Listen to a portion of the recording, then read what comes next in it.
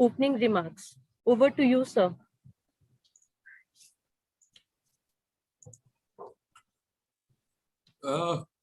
Thank you, Dr. Sakshi.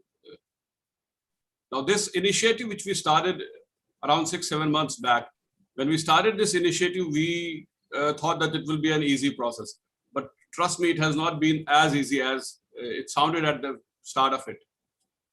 Before talking of the path that we followed during past 6-7 months, I would like to thank the International Union for Tuberculosis and Lung Disease, who have been a constant support. I will have special thanks for our mission director, who has consented to our request to come over and speak to us for a few minutes.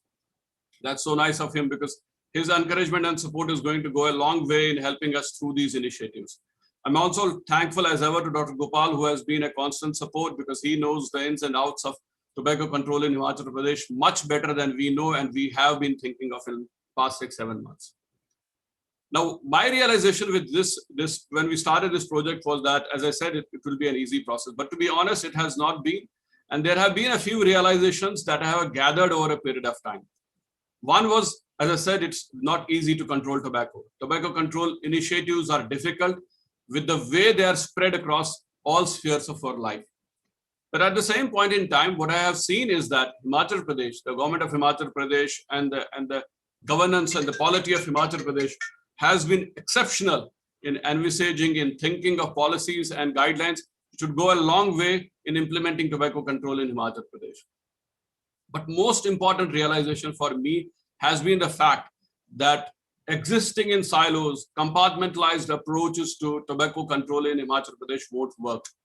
So we will probably need a multi-stakeholder, multi-layered approach, which cuts across single spheres of influence and goes beyond the general thinking of controlling tobacco. We need to think out of box, and those out of box initiatives are going to go a long way in controlling tobacco in Himachal Pradesh.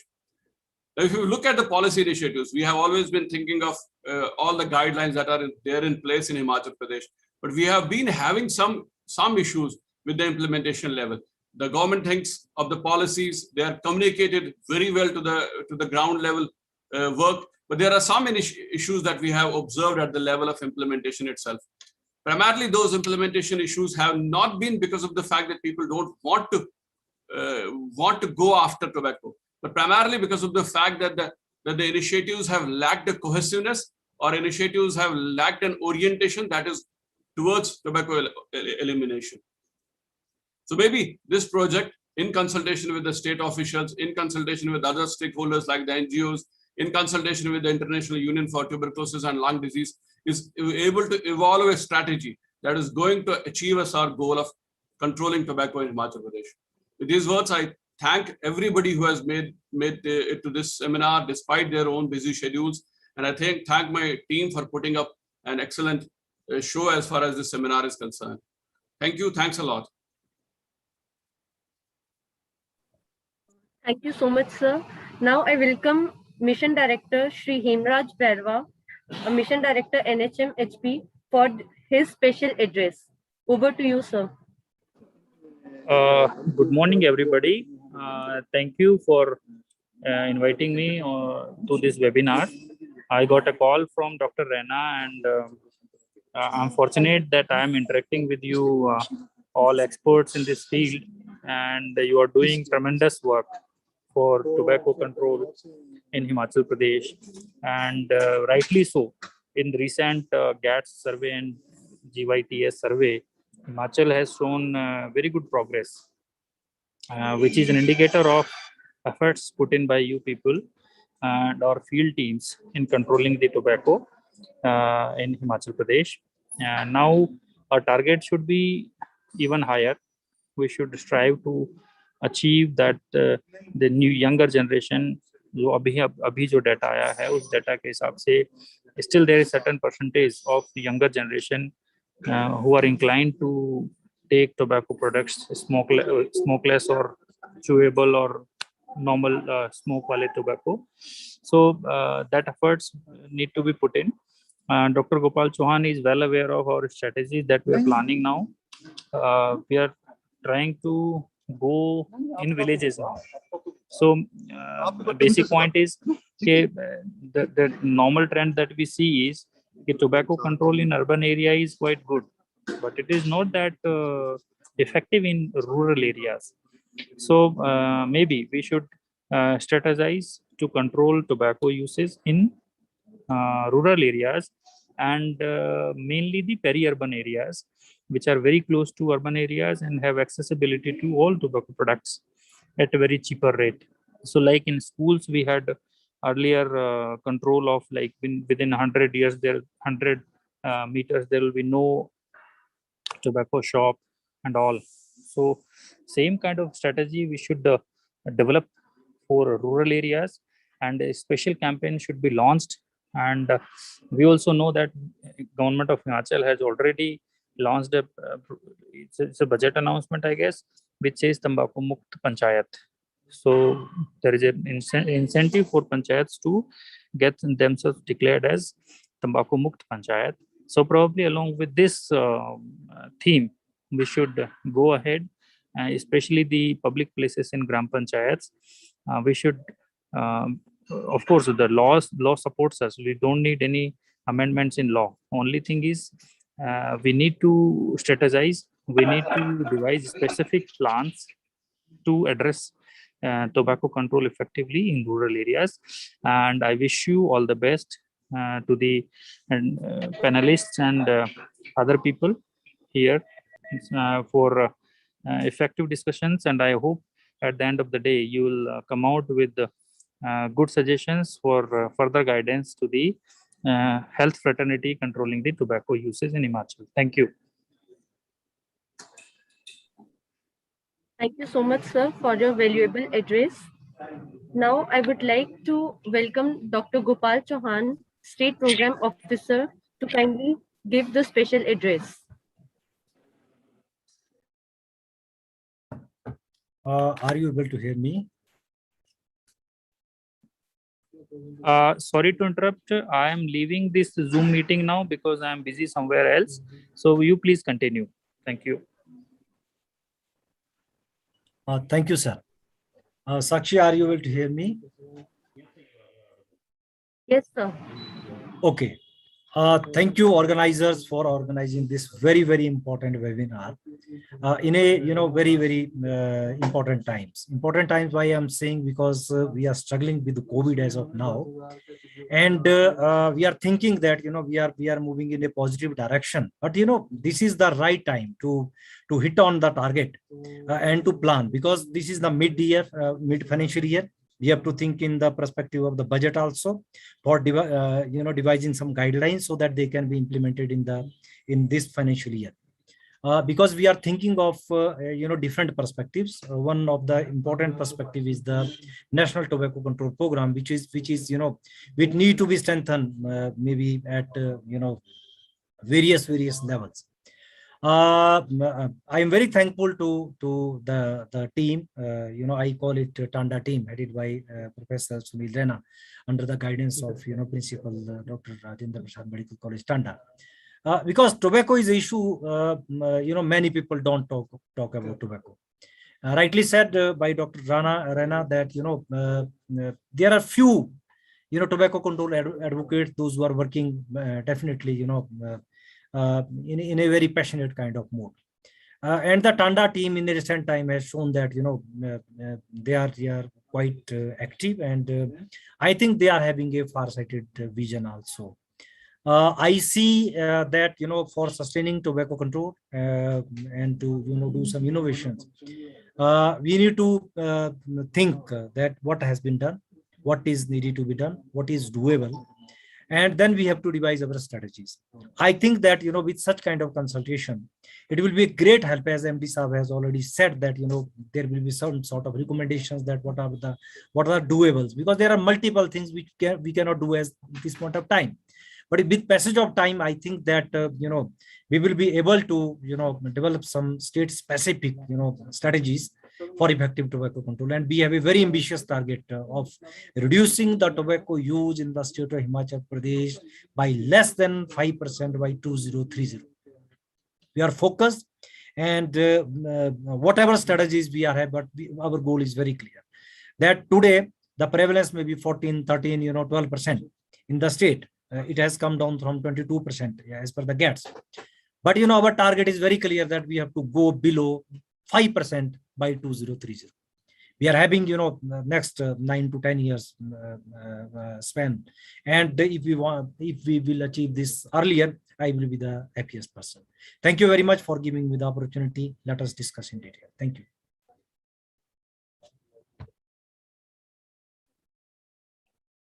Thank you so much, sir. Now, I would like to invite. Now, I would like to invite CORD Director, National Director, Dr. Kashmir Maitre. She has been awarded the 4th highest National Civilian Award of India, the Padma Shri Award. They are working as our partner in our project, and CORD is a secular non-profit and service wing of Chinmay Mission, who has over 20 years of experience in helping rural communities create programs and adopt practices for holistic welfare. So I would like to invite you, ma'am, for the special address.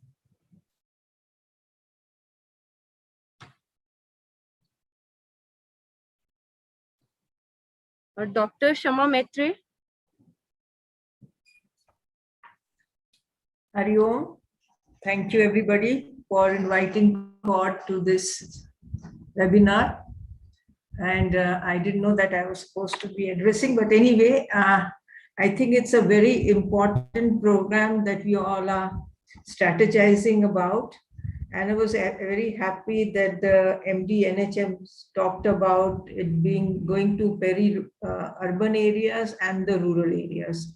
Now, what I think would be very helpful to strategize for the rural India is to actually work with the panchayat, the newly elected panchayat leaders, and create a kind of a task force for them to help us implement it.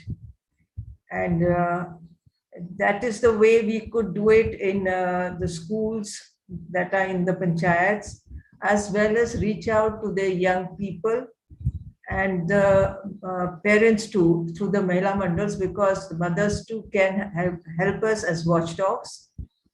Meanwhile, good, interesting programs for children to participate and for them to also come forward as volunteers would be helpful, because when we involve children into such programs, we often see very good results. The approach to tobacco smoking and not smoking tobacco, because children like to be smart and the youth like to be smart, should be an approach by saying that, okay, it's smart to say no to tobacco. Those kind of things work.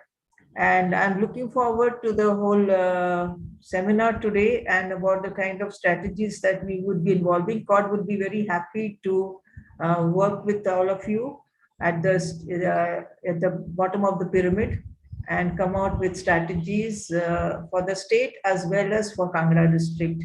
So I look forward to hearing more from everyone. Thank you so much. Thank you so much, ma'am, for your valuable remarks. Now,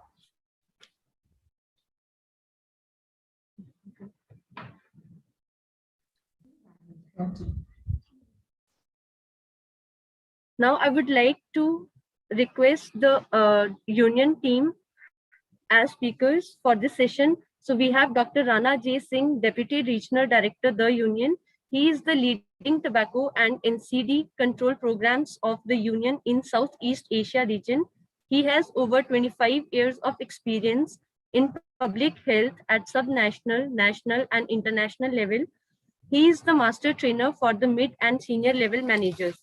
So sir will be giving the introduction to the union, and he is also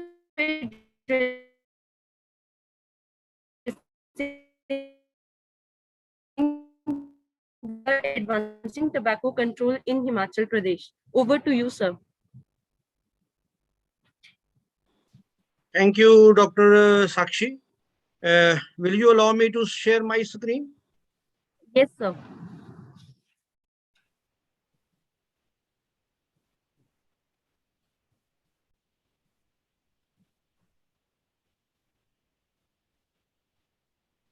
Can you see it? Yes, sir. Yes, sir.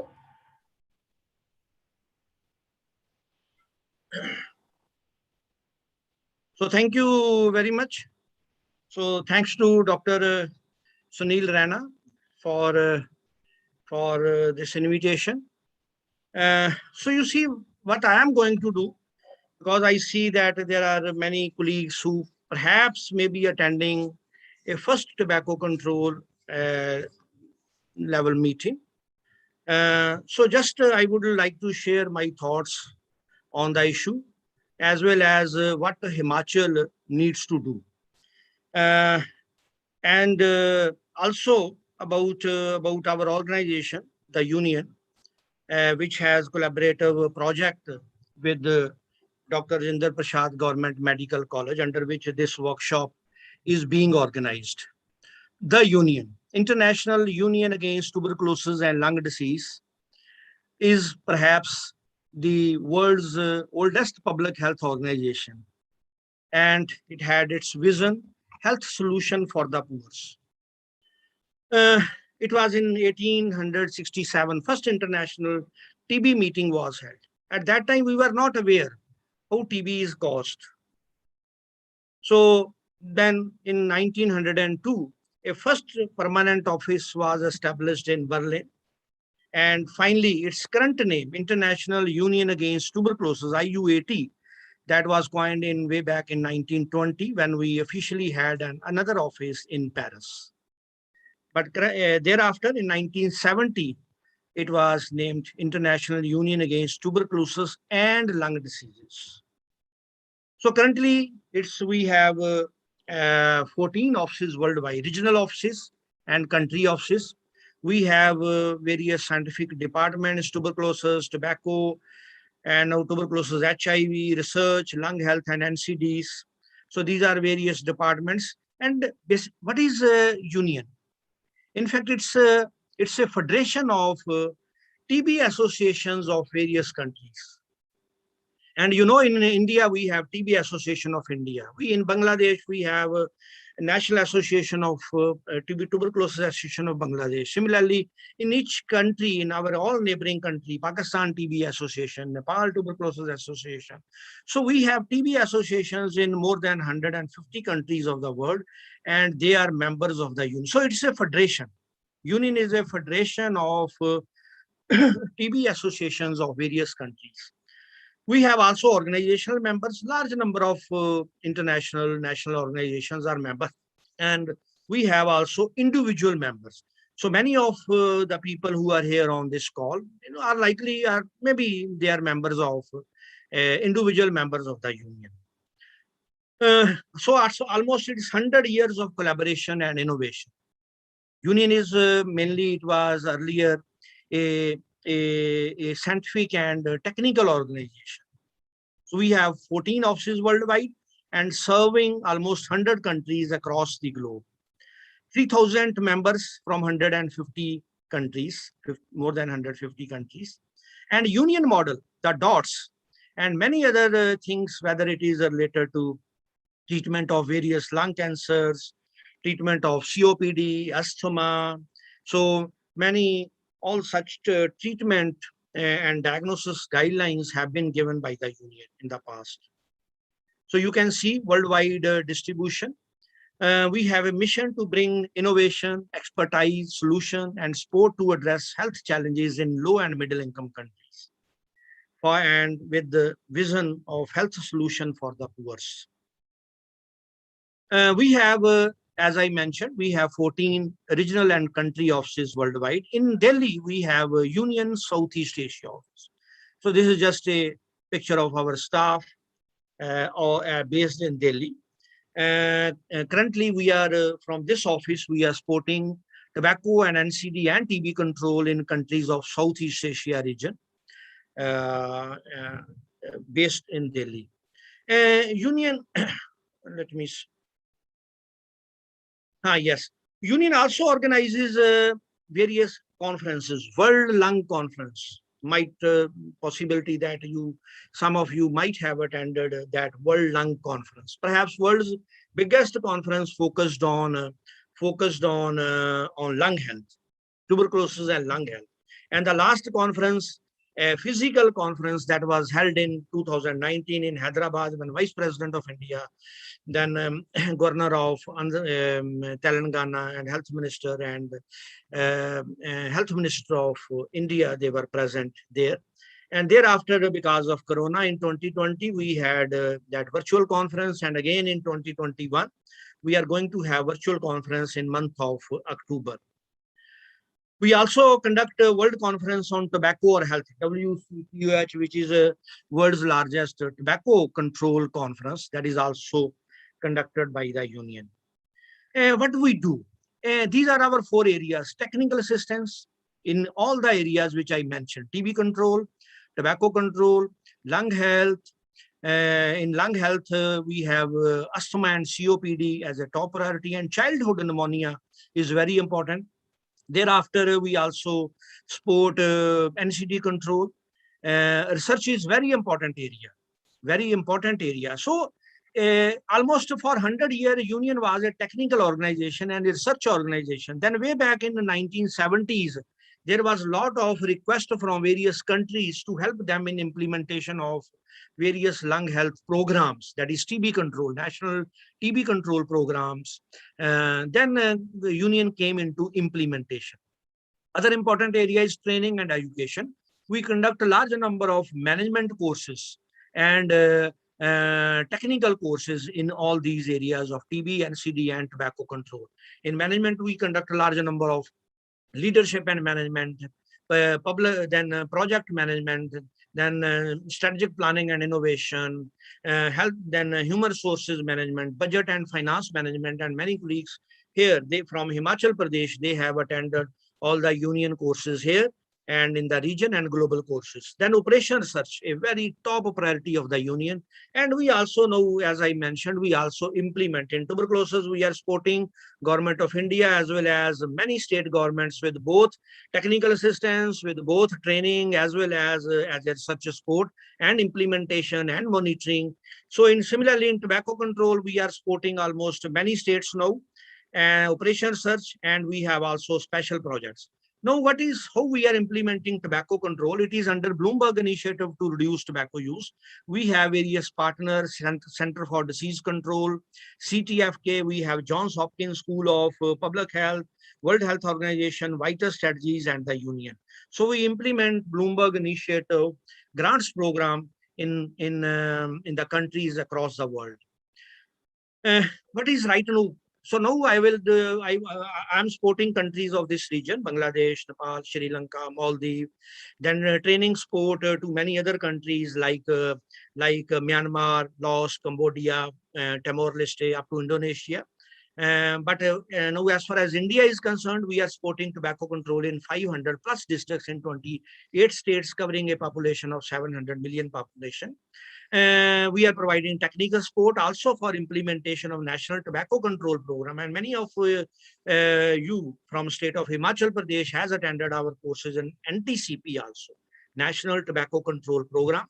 We are supporting Ministry of Health and National Institute of Health and Family Welfare to conduct NTCP trainings.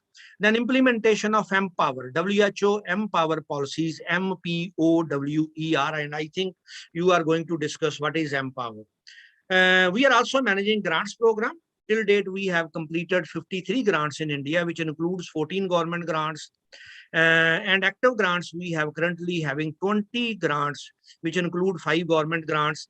Then we have 2 grants to NGOs. It also now includes Tanda, PGIMER, Chandigarh. We have AIMS, Jodhpur, and many All India Institute of Medical Sciences. They are our partners in implementation of various tobacco control programs. In India alone, we have trained more than 500,000 people in last 1 decade, more than 5 lakh people. Similarly, for various international management programs, trainings, NTCP trainings, capacity building. So this is something which we are doing.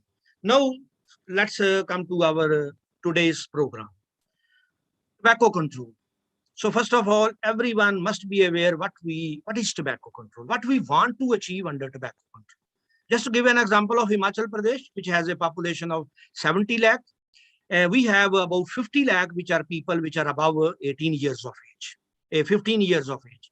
And in Himachal Pradesh, prevalence is 16%, 16.7%. You can say that in our state of Himachal Pradesh, we have roughly 8 lakh tobacco user, 8 lakh tobacco user in state of Himachal Pradesh. In our Devbhoomi state of Himachal Pradesh, we have 8 lakh tobacco users. So what we need to do, we need to see that we are able to reduce that burden. I am also treating TB cases. I can cure more than 90% TB cases with a big confidence, but we cannot help more than 5% people to quit tobacco. So what is going to happen? Why tobacco control is required? What will happen? Please remember, tobacco is such a product in our society which kills 50% of its users, which kills 50%. So you can imagine what can happen if we do not do tobacco control in state of Himachal Pradesh. 8 lakh people are using.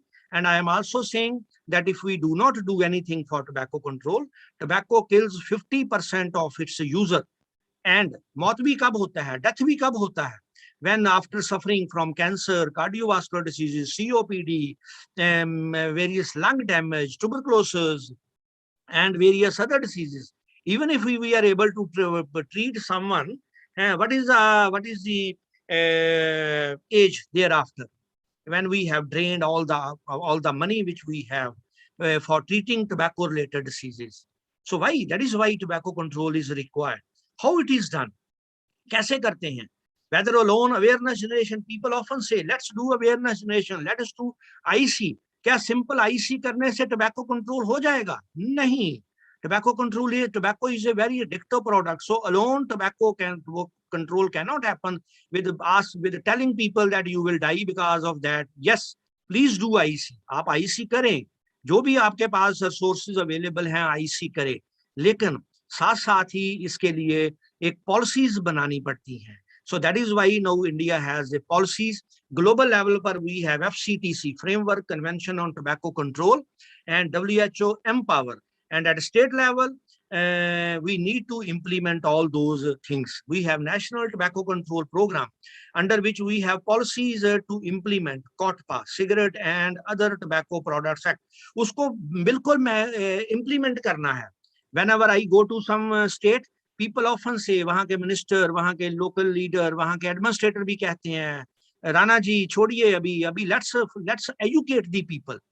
कितना का educate करना है? People are already, as per as GATS, Global Adult Tobacco Survey के मुताबिक, people are aware of harms of tobacco use, but still people are using.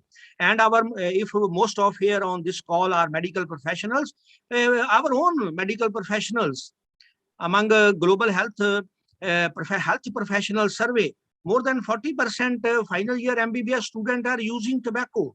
क्या उनको tobacco के harm पता नहीं है? Yes, they are aware. So our own medical fraternity, they are using tobacco. So they are aware. But so what is done? So only IEC does not help. Awareness generation करिए, जितना भी funds हैं करिए, लेकिन we need to see that every money, right now tobacco is underfunded.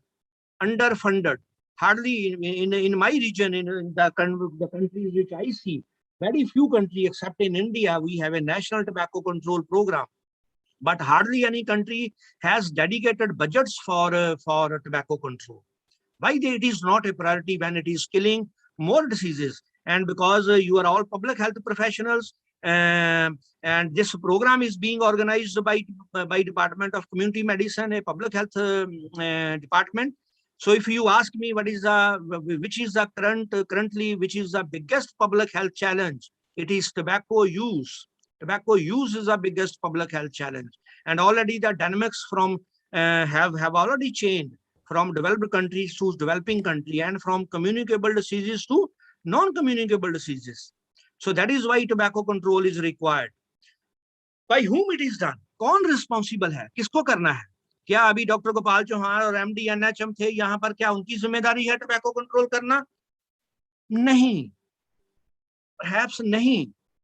वो सिर्फ एक stake holder हैं। टबैको यूज क्योंकि हेल्थ इफेक्ट्स करता है, टबैको कंट्रोल हेल्थ डिपार्टमेंट को दे दिया है। Currently it is there mandate, लेकिन until unless every segment of the society is there, until unless they are involved, so under tobacco control health department alone cannot do. And already Dr. Gopal Chauhan and Dr. MD NHM has shared their views. What is required? Tobacco control in rural areas, kaise karenge? So Department of Rural Development is very important. Among youth, children, कैसे करेंगे? So education department का बहुत जरूरी है।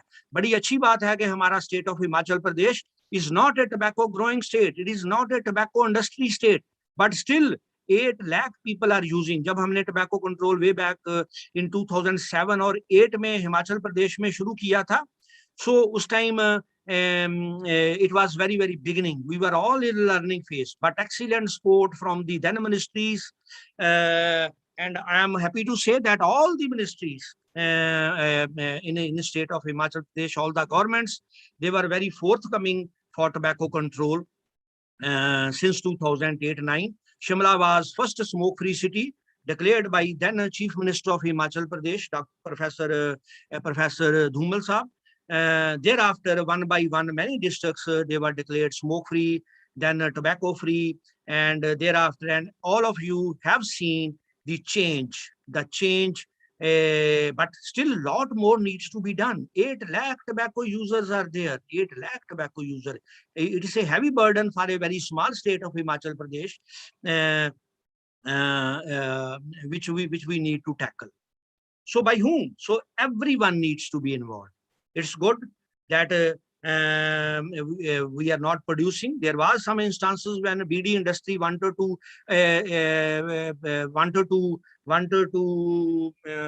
have that in the state of Himachal Pradesh, but with a lot of efforts of Dr. Gopal Chauhan, with the support from many of us, we were able to see that BD industry is not established in the state of Himachal Pradesh.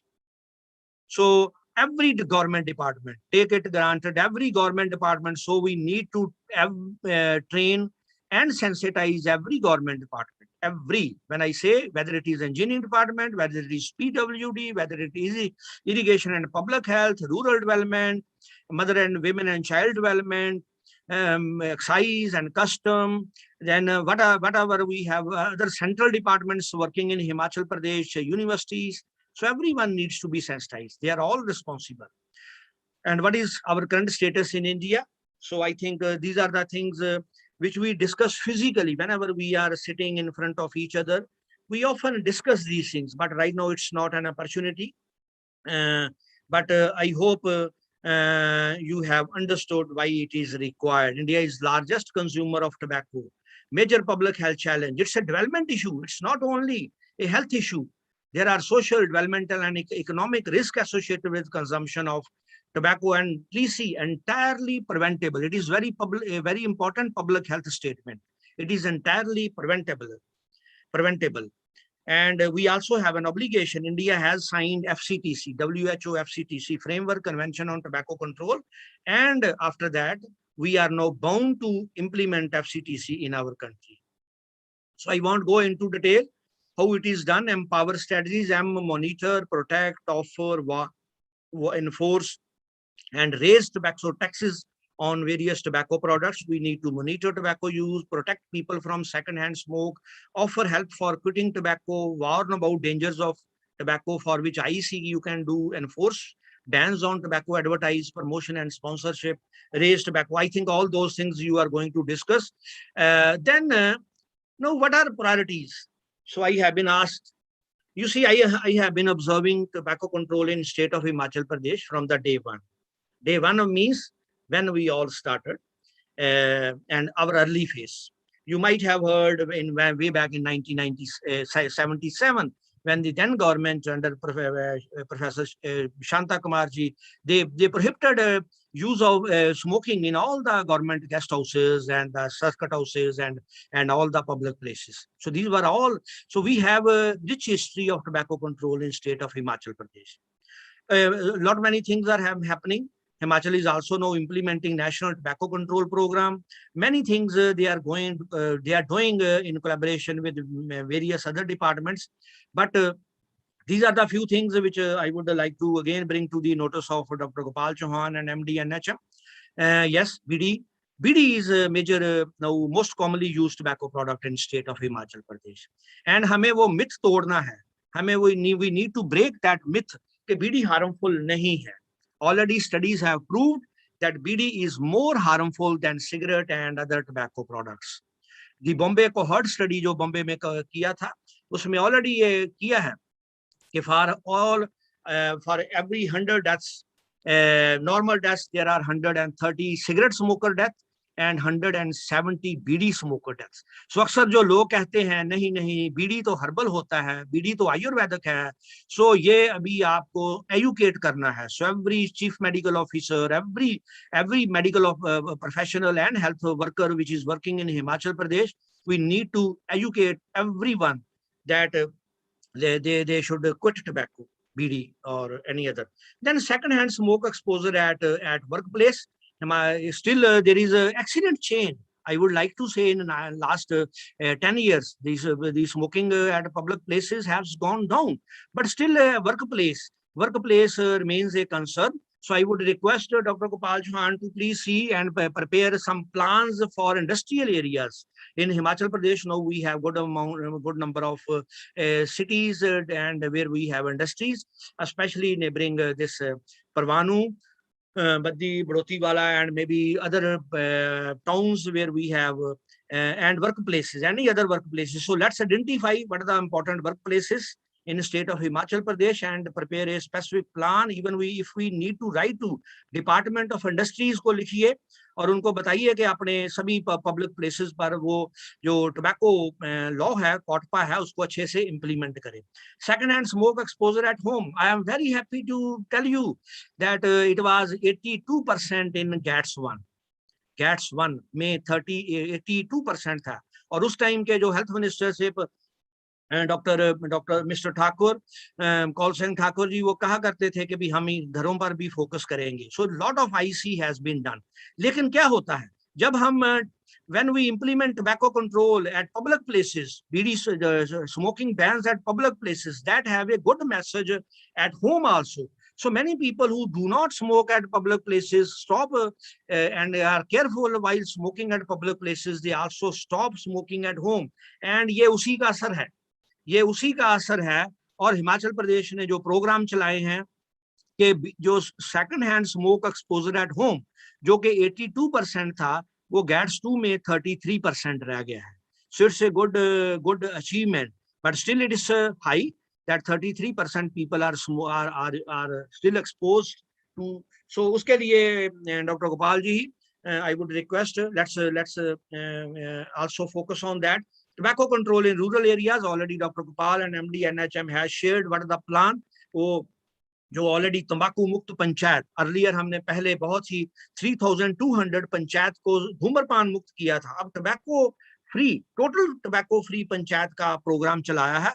उसके लिए मैंने कुछ दिन पहले भी एक meeting हुआ था एनसीडी का, उसमें मैंने ये एक रिक्वेस्ट किया था कि एक कैंपेन लॉन्च करें, तंबाकू मुक्त हिमाचल आओ गांव चले, तंबाकू मुक्त हिमाचल आओ गांव चले.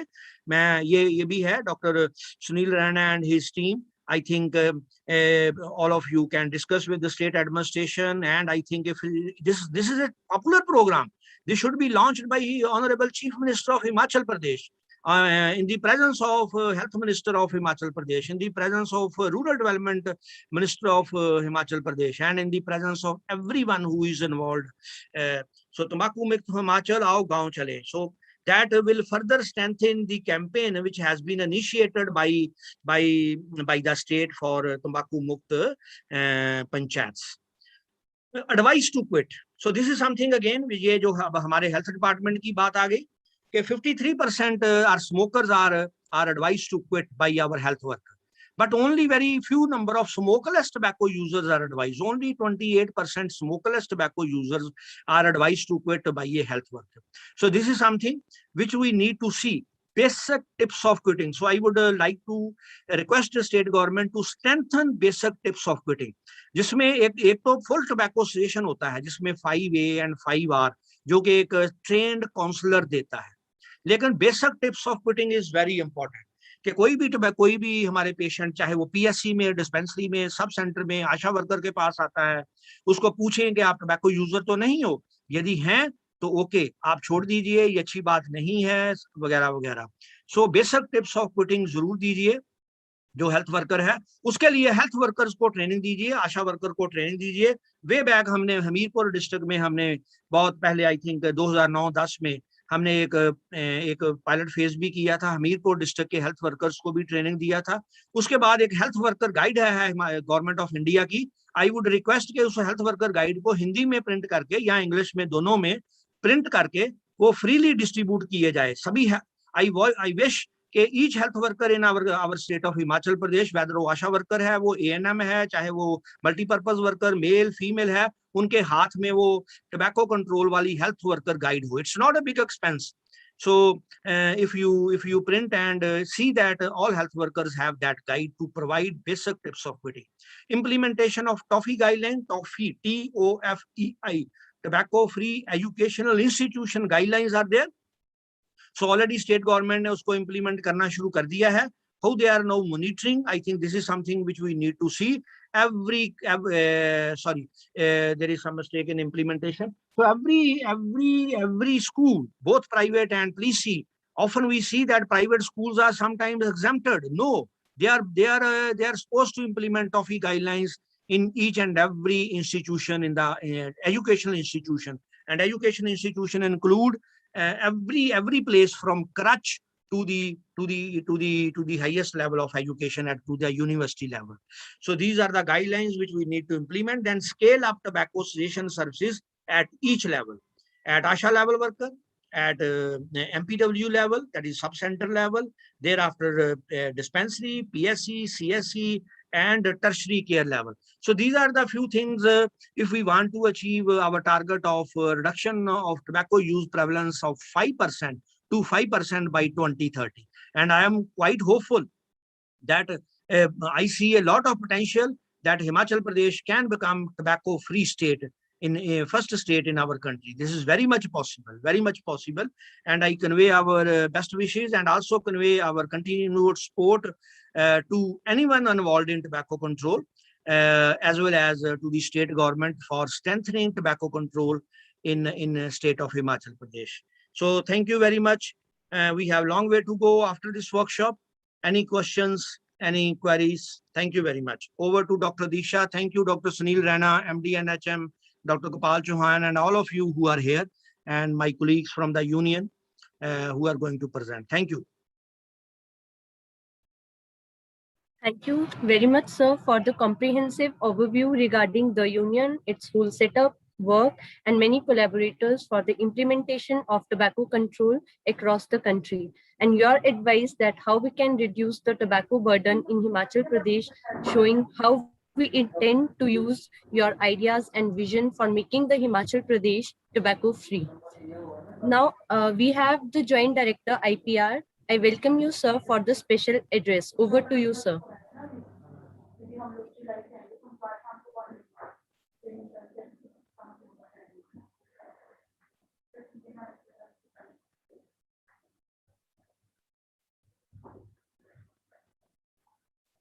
Joint Director IPR, sir.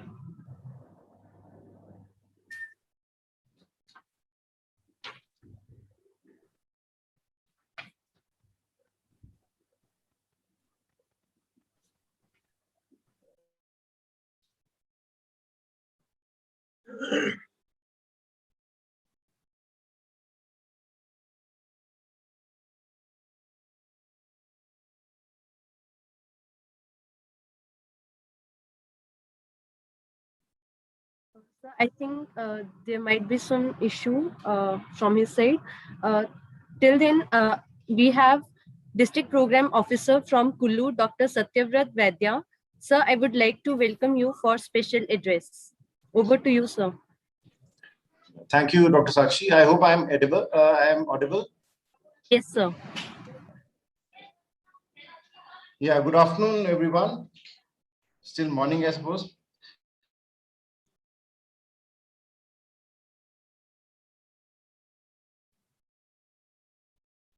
Which has been running for the last 6 years now. Tobacco cessation is a part of our unit, and we have been doing services in tobacco cessation for the last 6 years. Like the previous speakers, they had mentioned, I agree that excellent work is being done in tobacco control, and various departments, especially the health department, is really doing a wonderful job, and the results are here for us to be seen. And everybody is doing a great job, be it IEC activities, implementing of POTPA, and creating a lot of awareness even in the rural areas, and ill effects of cigarettes, especially BD. Everything has been going on very well. But what I would like to emphasize over here and in this forum is the treatment part, or the pharmacological aspect for those who want to quit. Now, we come across many people who are being referred by health workers, ASHA workers, and even Anganwadi workers to the hospital, uh, where they say that you can go to the de-addiction department and quit smoking. So if we just tell them that you need to have a great willpower and you can quit smoking, it actually does not work. Yes, the IEC activities, they seem hollow unless we can really make them work. So when people come to us in the hospital and ask us that how do we quit smoking, we need to have a proper plan for that. Over here in Kullu, because like I told you, we have been doing de-addiction services for the last 6 years now. We have ample amount of medication along with the clinical psychologists and counselors who deal with this. So I personally have been following this and have been seeing that people who come for tobacco cessation and who are prescribed medicines. Over here, we are using a very simple anti-craving medicine, bupropion, along with nicotine replacement therapy like Nicotex gums. And in a scheduled manner, we start off with the treatment and keep following them up every 10 days. And I have seen that the results are excellent. The success rate is very high as compared to people who do not take bupropion. So medical intervention along with proper counseling by a trained counselor, this definitely works better.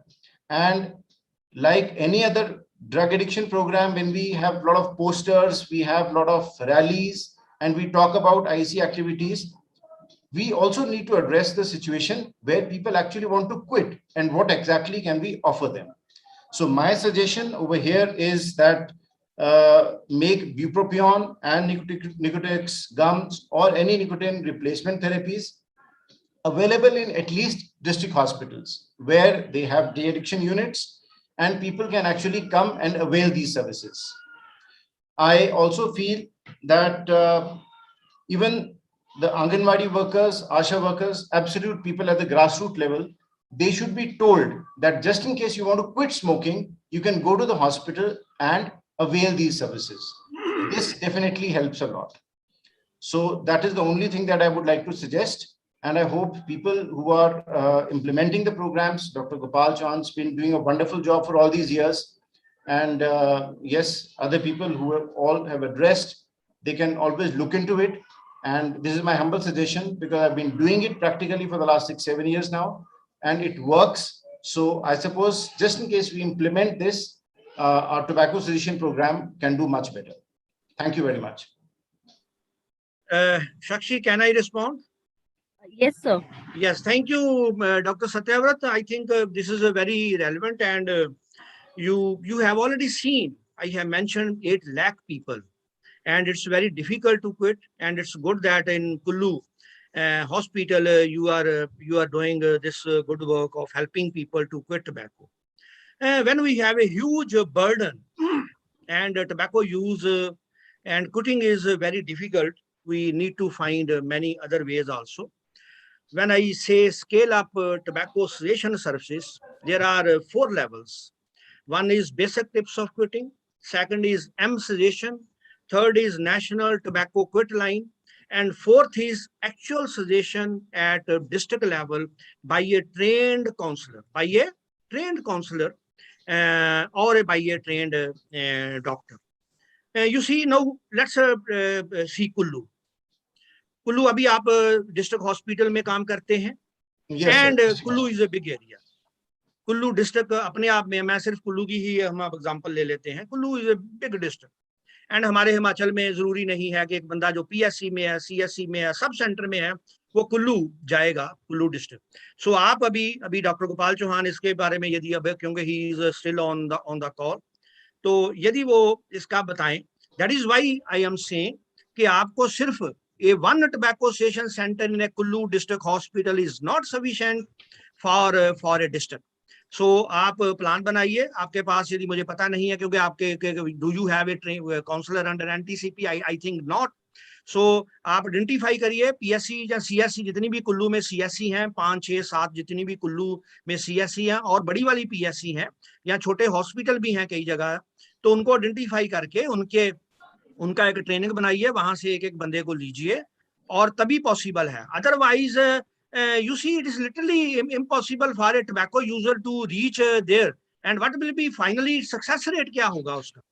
यदि एक जितनी counselling की जो 5A and 5AR को deliver करने के लिए the amount of effort and the amount of visits which is required, that cannot be possible with only one tobacco station center in district Kullu or in any other district like Kangra. Where Kangra is a very big district with a 200-kilometer area, starting from Nurpur, from Pathankot side to Joginder Nagar. How it's a big area, so one tobacco station cannot help. This is something which I had discussed with Dr. Gopal Chauhan earlier also, and how we can really see that tobacco user, at least CSC में हमारे doctors होते हैं, वहाँ कई बार specialist doctor भी है, और ब्यूप्रोपियोन और निकोटीन रिप्लेसमेंट थेरेपी प्रिस्क्राइब करना, he or she can very much can do that. But यदि आप यदि उन लोगों को ट्रेनिंग भी दे देते हैं कि काउंसलिंग कैसे किया जाता है, तो this is something which we need to adopt in state of Himachal Pradesh. Thank you, Dr. Satyavrath. Again, I think excellent effort from your side. But now, please see my last line, scaling up. I am saying कि हो रहा है, and यही concern मैंने पहले भी कुछ दिन डॉक्टर गोपाल से डिस्कस किया था कि अब now I am talking about scaling up. 8 lakh लोगों को कैसे छुड़वाना है, वो बड़ी बात है।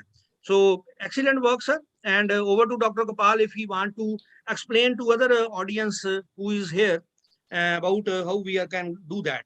Thank you, sir. Before Dr. Gopal Chauhan gets into the mic, I would just like to add up something, that for the last 2 years, we have also managed to train our block headquarters in Kullu. We have 5 blocks in Kullu, and all the 5 blocks, each block, one doctor has been identified who has been trained in tobacco cessation along with counselors.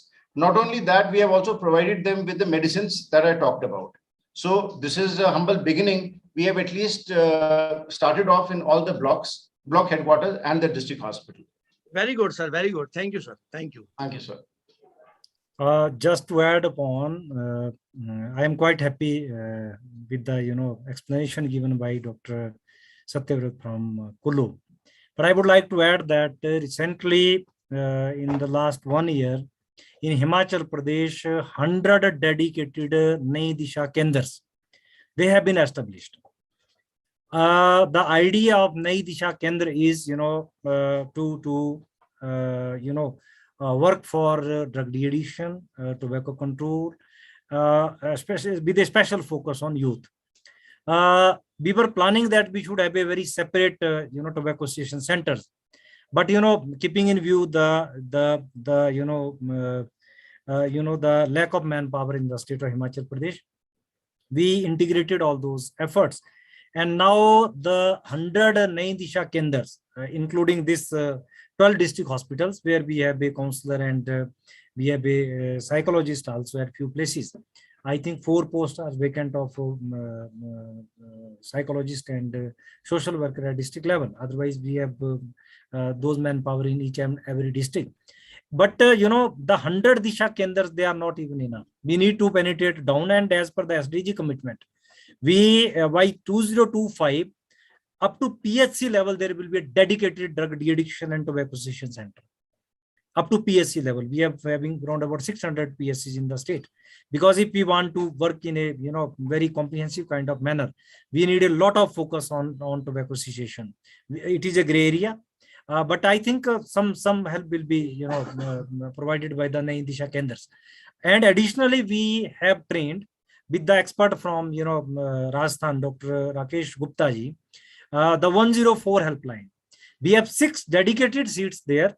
We have trained 6 counselors there. They have dedicated 6 seats in 104 helpline.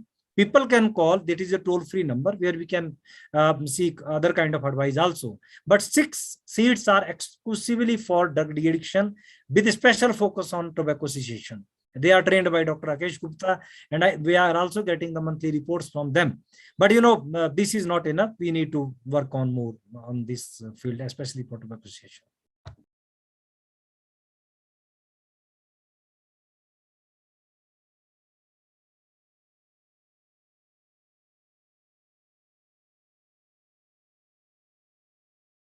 Any other query or question you might have for Dr. Gopal Chauhan?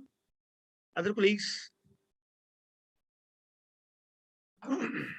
Hello, I'm Narinder. I work with CORD, General Organization for Rural Development. I have a question to Dr. Gopal. The panchayat-based intervention, because Himachal Pradesh is a state where we have almost like 3,200 plus panchayats. So, and all programs are actually decentralized very much to the panchayats. So, is there any concrete plan where we can say the convergence kind, some sort of convergence to make the panchayats free from tobacco and give it and achieve it in a true spirit? That's what the question is. Thank you. This is a very good question. Because we need a lot of political, administrative, support for tobacco control, apart from NGOs and other key stakeholders. We need a policy for that, and that policies are the domain of politics. This is the reason that in Himachal Pradesh, it is a budget announcement to make tobacco, the panchayats as tobacco-free panchayats, on the analogy of the open defecation-free panchayats. We have, it is a budget announcement. There is a award scheme of 5 lakh rupees to the panchayat on declaration of tobacco free. Panchayat. There is a set protocol for that. There are guidelines for that. There is a assessment checklist for that, and there is a 3-round, assessment, because 5 lakh amount is a big amount. That is just some sort of, incentive to the panchayat that the fund can be utilized for any kind of activity, and the reward to the key stakeholders. But I think this is a unique initiative. From villages, we are before villages, we are focused on panchayat, so that our panchayat pradhan, our ward members, our local teams and other NGOs, they work for tobacco control. Some good plans will be coming out. This is a new initiation, but if it goes well, we are waiting for the results from Pure Panchayat, because for this year target we have given, we are having 75 blocks in the Himachal Pradesh. We are focusing one panchayat in each block as a model. And the guidelines has been issued. Every deputy commissioner is working on that, and they have made the dedicated team. This will be some sort of beginning, but we need a very good plan, which is not existing anywhere. But as Dr. Rana said, that आओ गांव चलें, जो तंबाकू मुक्त हमारा जो अभियान है, I think that वो impetus देगा इस चीज में. But we are in a learning phase. Let us hope कि tobacco free panchayat का क्या result रहता है. Then we will share the practices with you. Thank you for the question.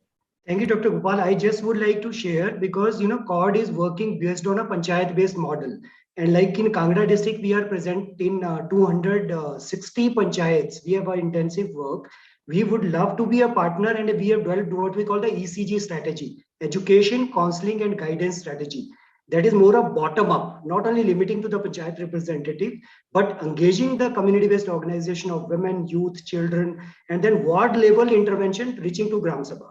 So we would love to share, whatever in terms of strategies and action. In fact, adopting model panchayats, we'd love to partner with the government on that to achieve it through our interventions. So nice of you. I welcome you.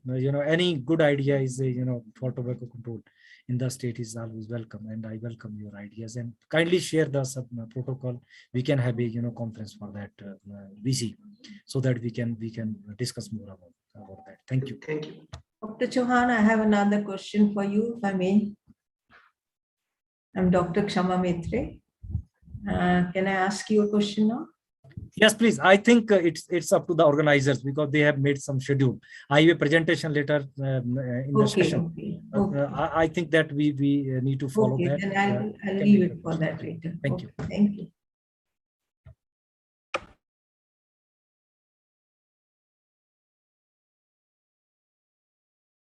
Thank you so much, sir, for such gripping discussions and valuable suggestions on how we can improve more to enhance the tobacco control in Himachal Pradesh.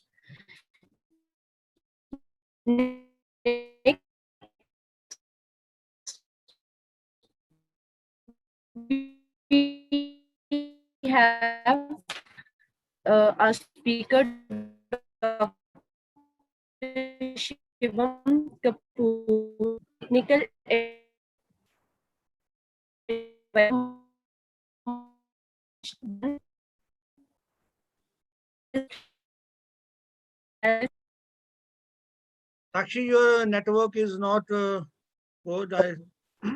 There's nothing clear. Nothing. Yes, of Dental Sciences there. there is interruption. Yes, please see.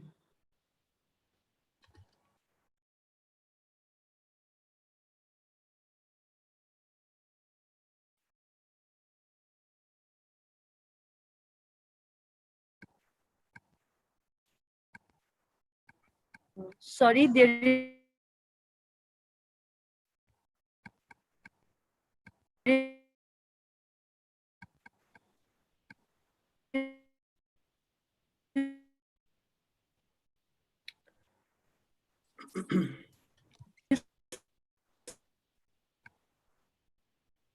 Am I audible? Dr. Sakshi, you're audible now, but there was a lot of interruption. There is some technical issue. Yes, sir. Thank you everyone for the gripping discussions and valuable suggestions on how we can improve more to enhance the tobacco control in Himachal Pradesh. Recording in progress. Now we have our next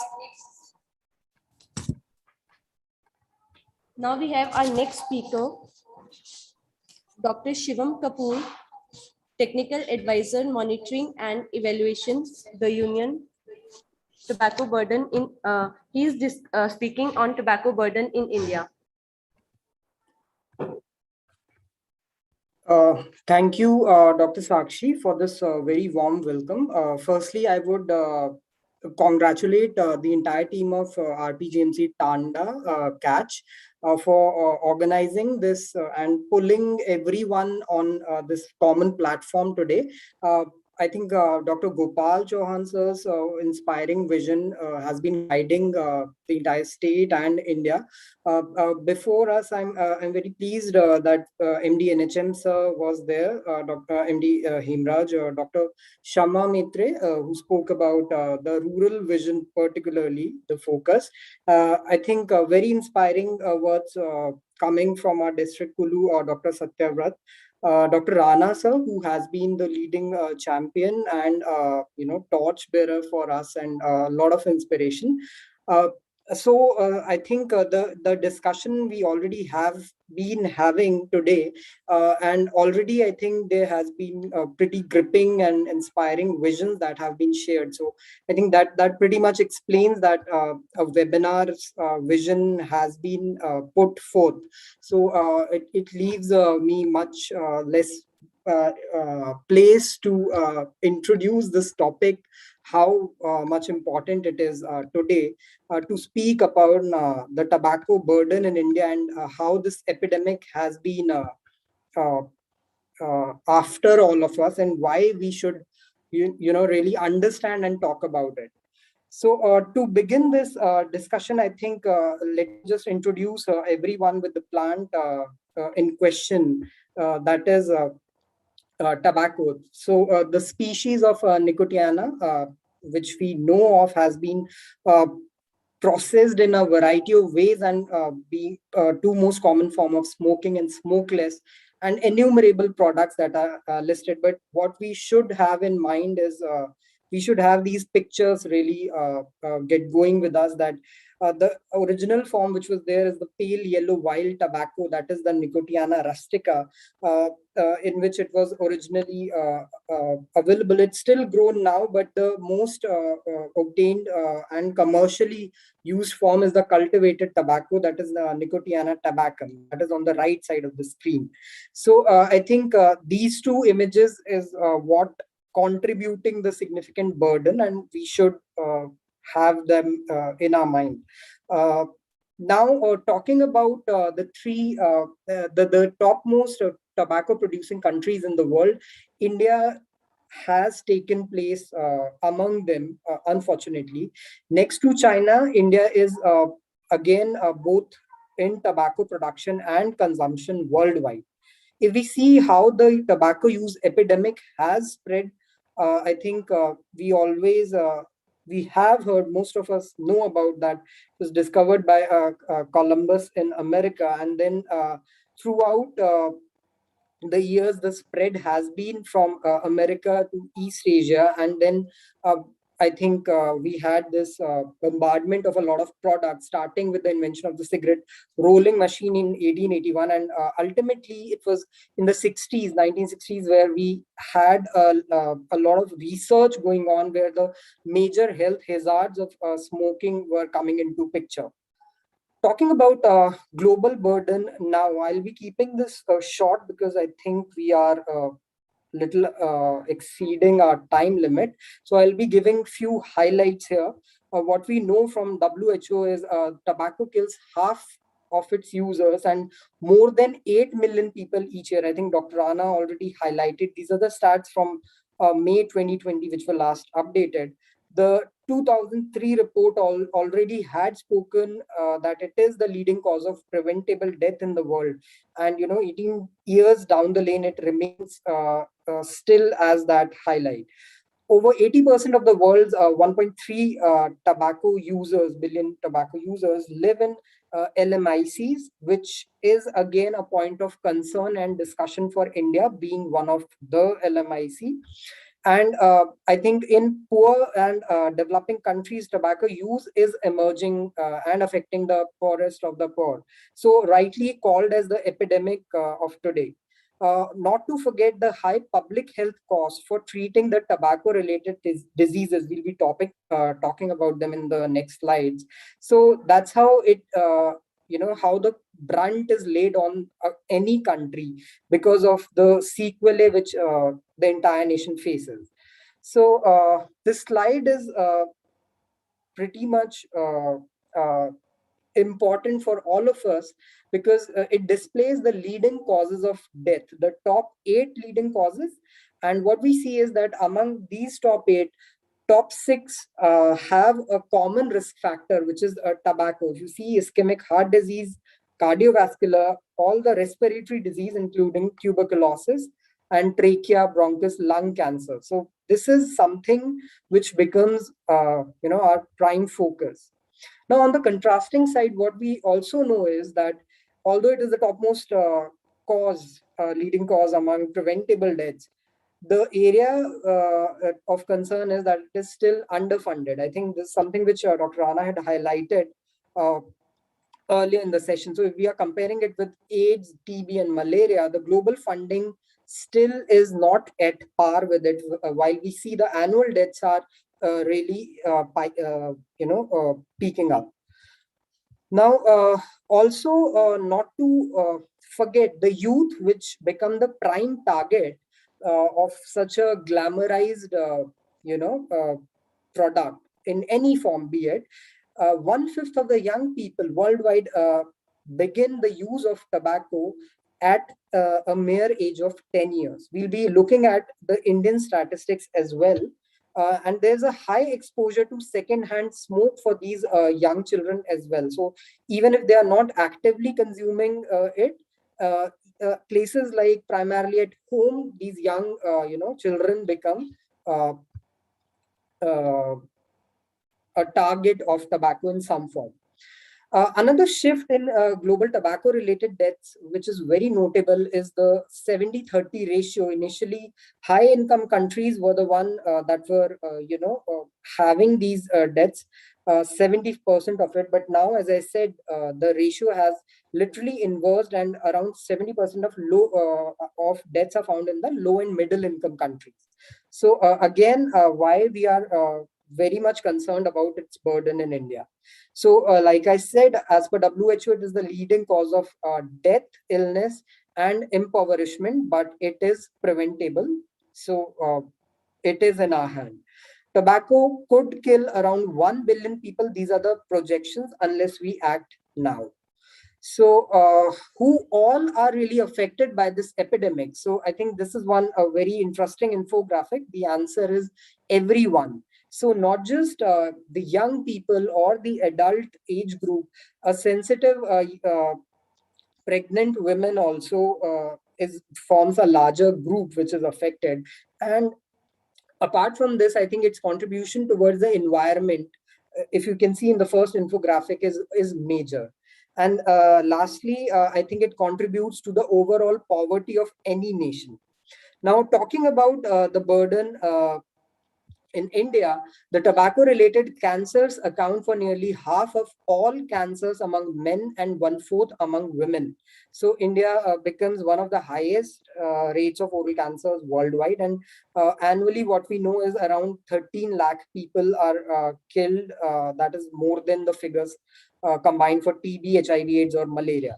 So I'll be beginning with our national survey, which was done in India. So far, we have 2 rounds which are done for it. Global Adult Tobacco Survey. The survey is primarily obtaining data on the background characteristics of tobacco use, the prevalence, secondhand smoke exposure, cessation economics, and knowledge, attitude, practices of about tobacco and the tobacco control law.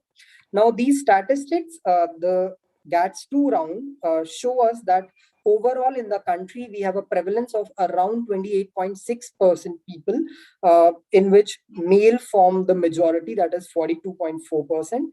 And among smoking and smokeless, the prevalence is more for the smokeless user, that is nearly double. If we see the national burden, this is a figure which has both comparisons for GATS 1 and GATS 2. If you see for India, the prevalence has actually reduced, that is from 35% to 28.6%, which is a good sign. And if we see the prevalence for our state of Himachal Pradesh, again, we have found an overall decrease of 5%, which is a good sign. And we do see that Himachal Pradesh has a prevalence lower than the national average, and it has remained as the 6th burden state among all the 36 states and union territories. If we see the trends among the smoking and smokeless use from GATS 1 and GATS 2, there is a slight reduction within the state. So overall, there is a reduction of 3.7% from 16 to 13. And if we see this reduction is slightly more in the smokeless consumption. So again, the prevalence figures for GATS 2, if we see in the state of Himachal, the smoking prevalence is above the national average. That is, India has 10.7% of smokers, whereas in Himachal Pradesh, this is around 14.2%.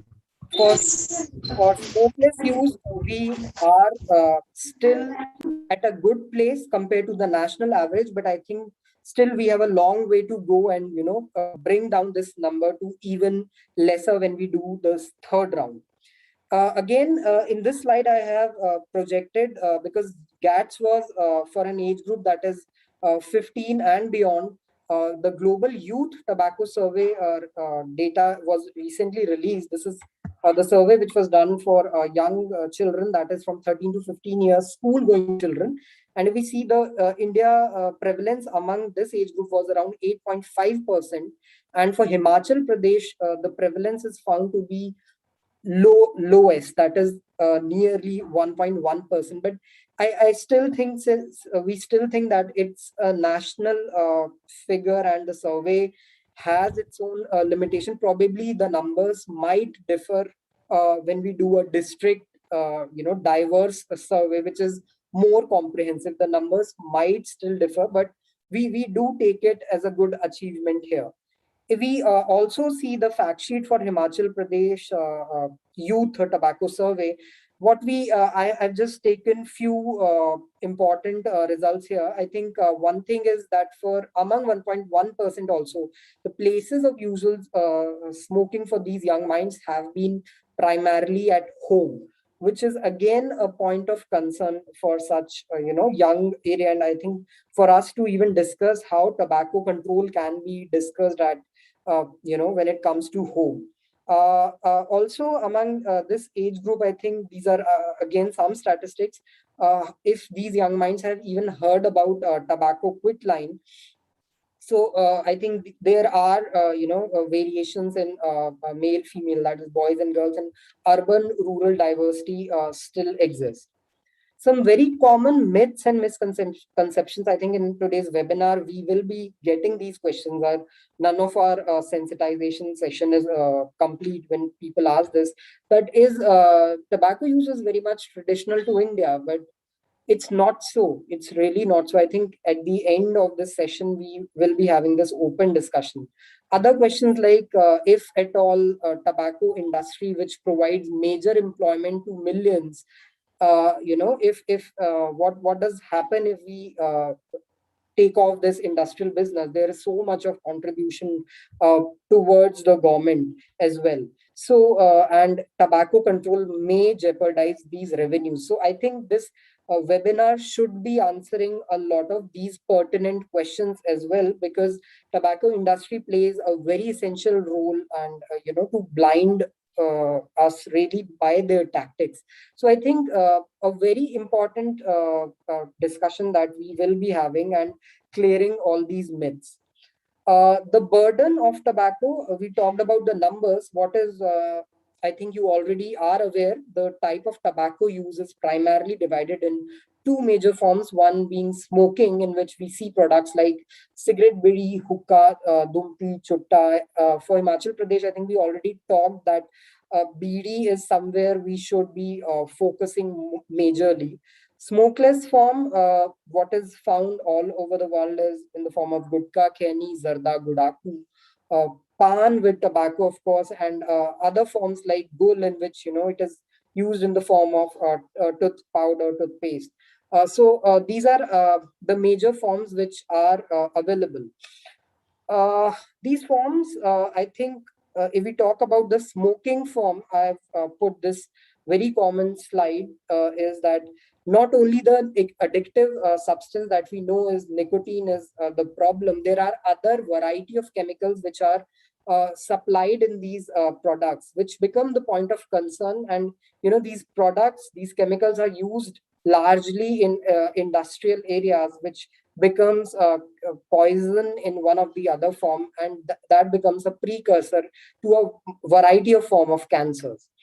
Another form apart from active smoking, which is a point of concern, is passive smoking. That is the bystanders which are affected by, even if they are not smoking, they bear the brunt of this venomous product.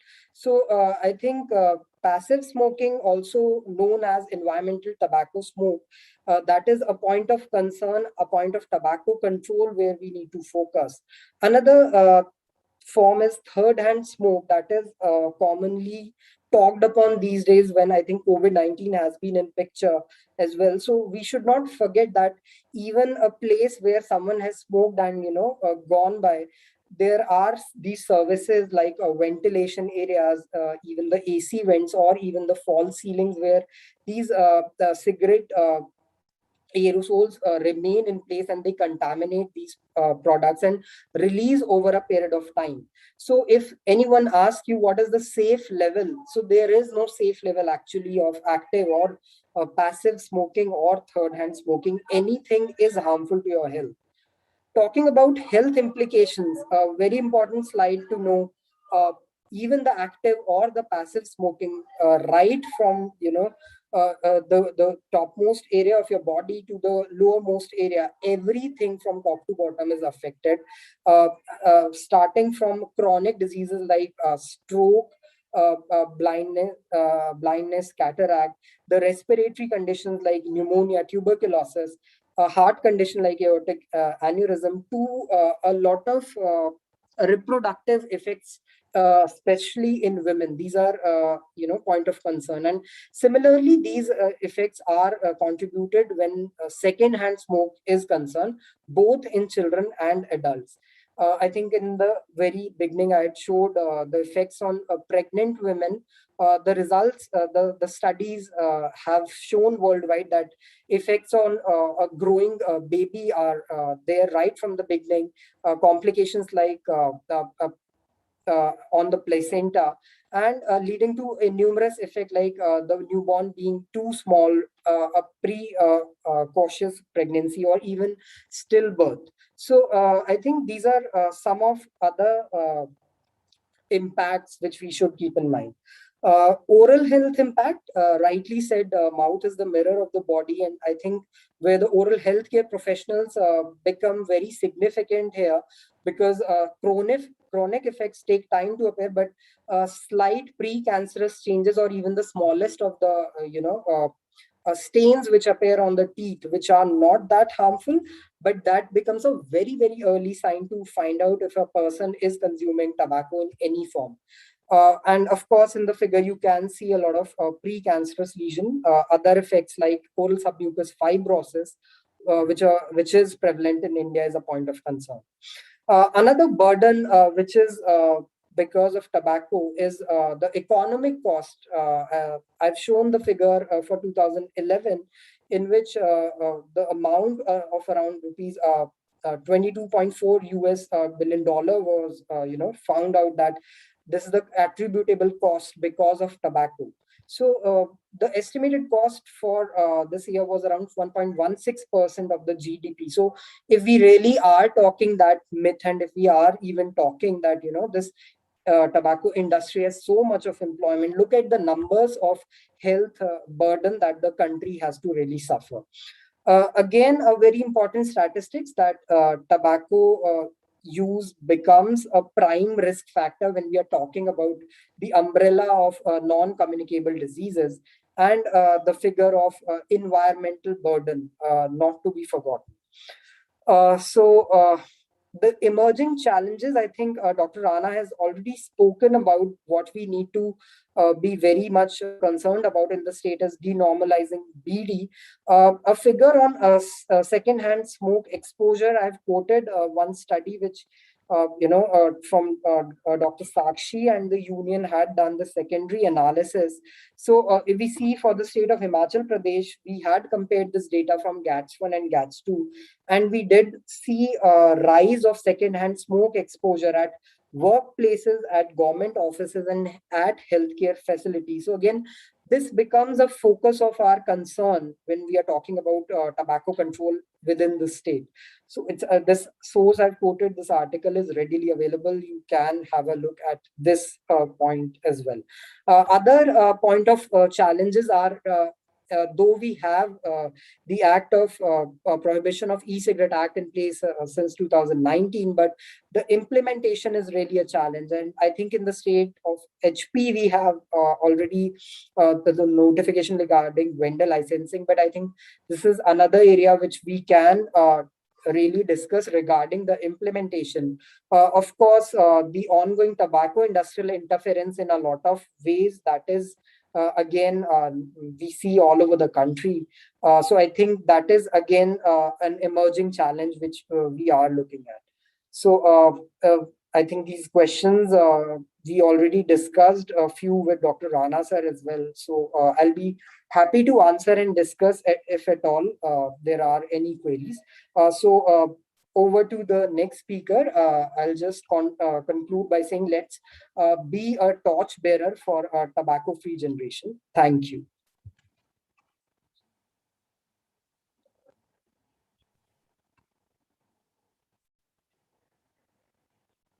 Over to Dr. Sakshi.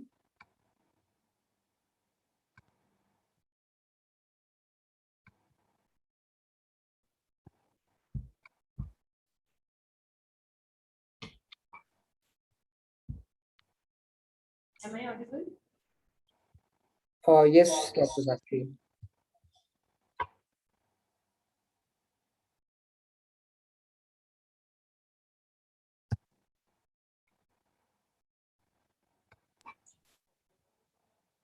Am I audible, sir? Yes, Dr. Sakshi, please go on. Sir, for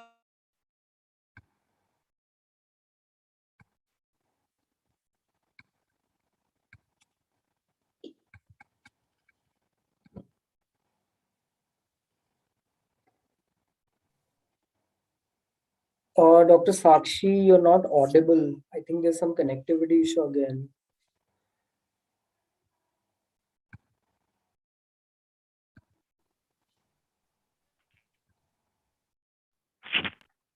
Uh, Miss Aishwarya, can you check? Am I audible? So there's a lot of There's a lot of echo in here.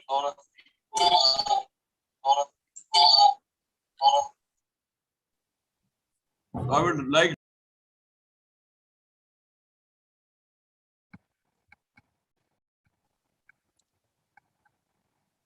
sir, am I audible now? yes, yes, yes.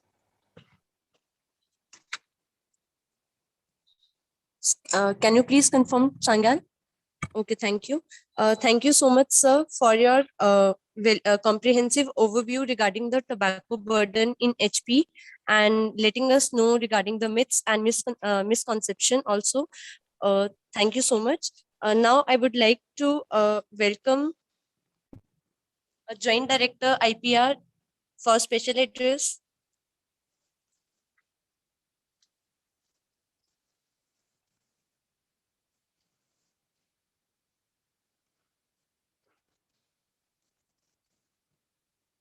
Joint Director IPR.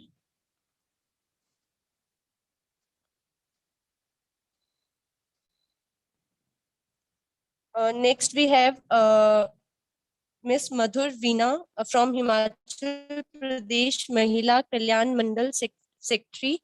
Ma'am, I would like to request you for the special address. Over to you, ma'am. Madhur Veena ji.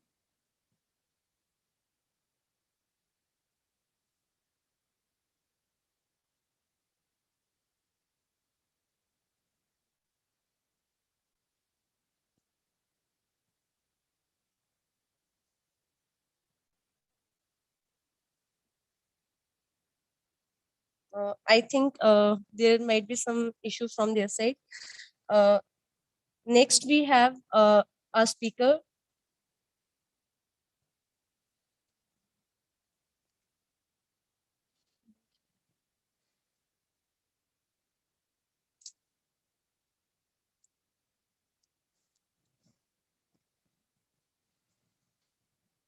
Next, we have our speaker, Dr. Amit Yadav, Senior Technical Advisor, the Union. He worked as a postdoctoral scholar at the Center for Tobacco Control Research and Education, University of California. He has also worked with Hriday, PHFI, WHO, ICMR, NICPR, WHO, FCTC, Global Knowledge Hub on Smokeless Tobacco. He was also an elected member of the Board of Directors of the Framework Convention Alliance representing CRO for 2016-2019. He worked in the field of public health law, policy, and research and published several peer-reviewed papers. He is also authored a book on public health, tobacco, and trade in India. So he will be speaking on global policy and legislation in tobacco control. Over to you, Dr. Amit.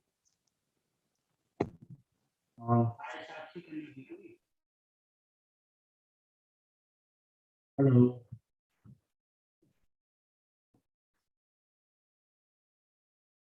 Am I audible? Yes, sir, your voice is slightly low. Now? You are audible, yes.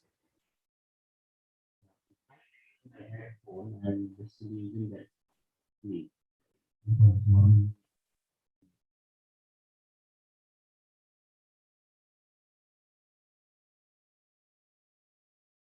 Am I clear?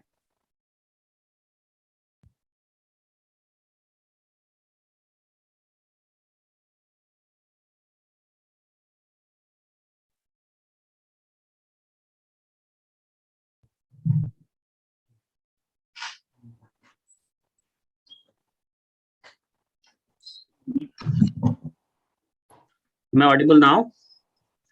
Yes, sir, you are. Okay. And you can see my slides.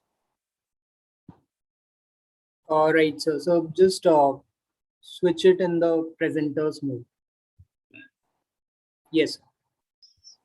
How much time do I have?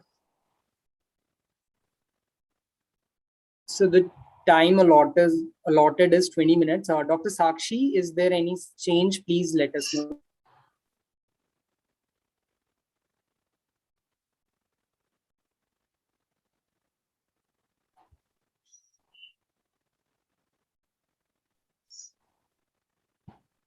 Dr. Sakshi, are you there? Yes, sir. So Uh, in final agenda, yes, sir. So, for Dr. Amit Yadav, the time slot was 11:40 to 12, but as there was discussion, so Yeah, that's okay. So I think I have 20 minutes now, or I should be yes, sir, little. 20 minutes.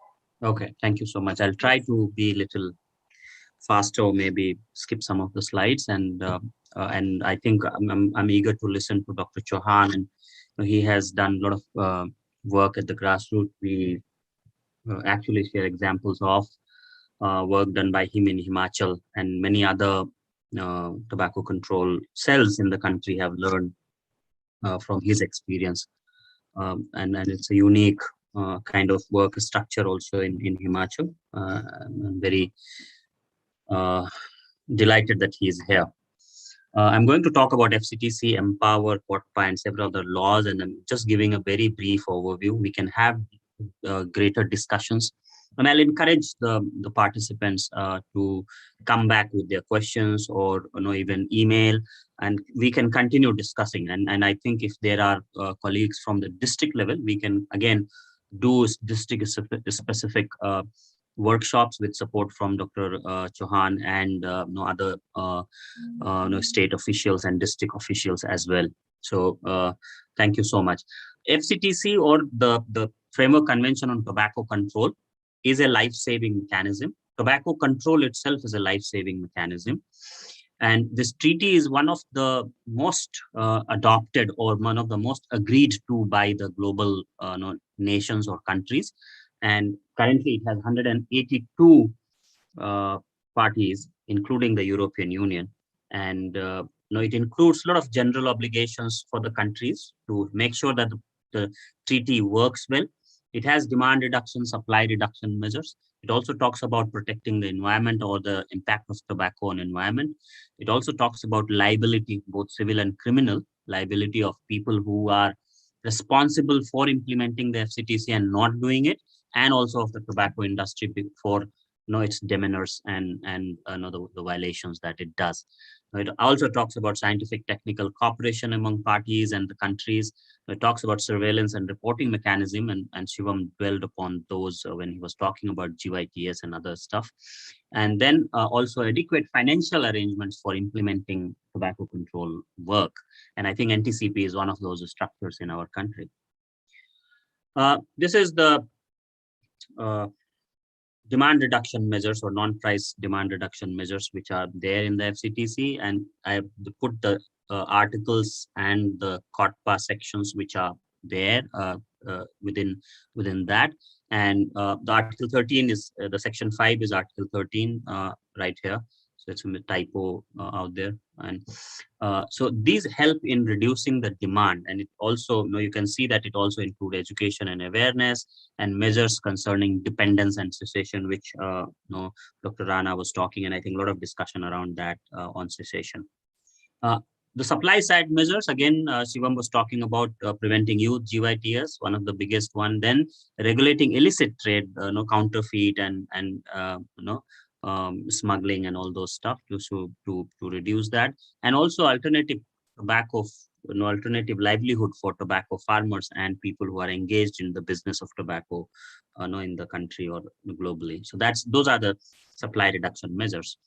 The governing body for implementing the FCTC is called the Conference of Parties. They meet every 2 years, and they have adopted number of guidelines for effectively implementing these different articles, which is Article 8 for secondhand smoke, 5.3 is for preventing tobacco industry interference, 11 for packaging and labeling, 13 for advertising, promotion, and sponsorship, 12 Article 12 on education, communication, 14 on cessation, and 6 on taxation. So these are the guidelines over the 7 years from 2007 to 14. These have been adopted. Now, to implement the FCTC, taking up the demand reduction measures, WHO created this Empower strategies. So they speak about M for monitoring tobacco use and prevention policies. So effective monitoring and evaluation of the tobacco control as a whole, tobacco use and tobacco control. Protect people from exposure to secondhand smoke, that is our section 4 of COTPA. Offer help to quit, that is cessation and TCCs in India. Warn about dangers of tobacco, that is the education and IC material and the pictorial health warnings on tobacco products. Enforce bans on tobacco advertising, promotion, and sponsorship, which is preventing implementing section 5 and enforcing tobacco control laws, doing vendor licensing, and several other stuff that could be in terms of thought about when we talk about enforce. And last is raise taxes on tobacco. So this is the Empower strategies. Now this is the international kind of obligation and guidelines that we have, and based on that, what we are doing is implementing the Cigarettes and Other Tobacco Products Act.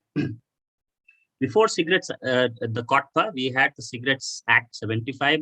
It was, only applied to cigarettes, and it just said that cigarette smoking is injurious to health.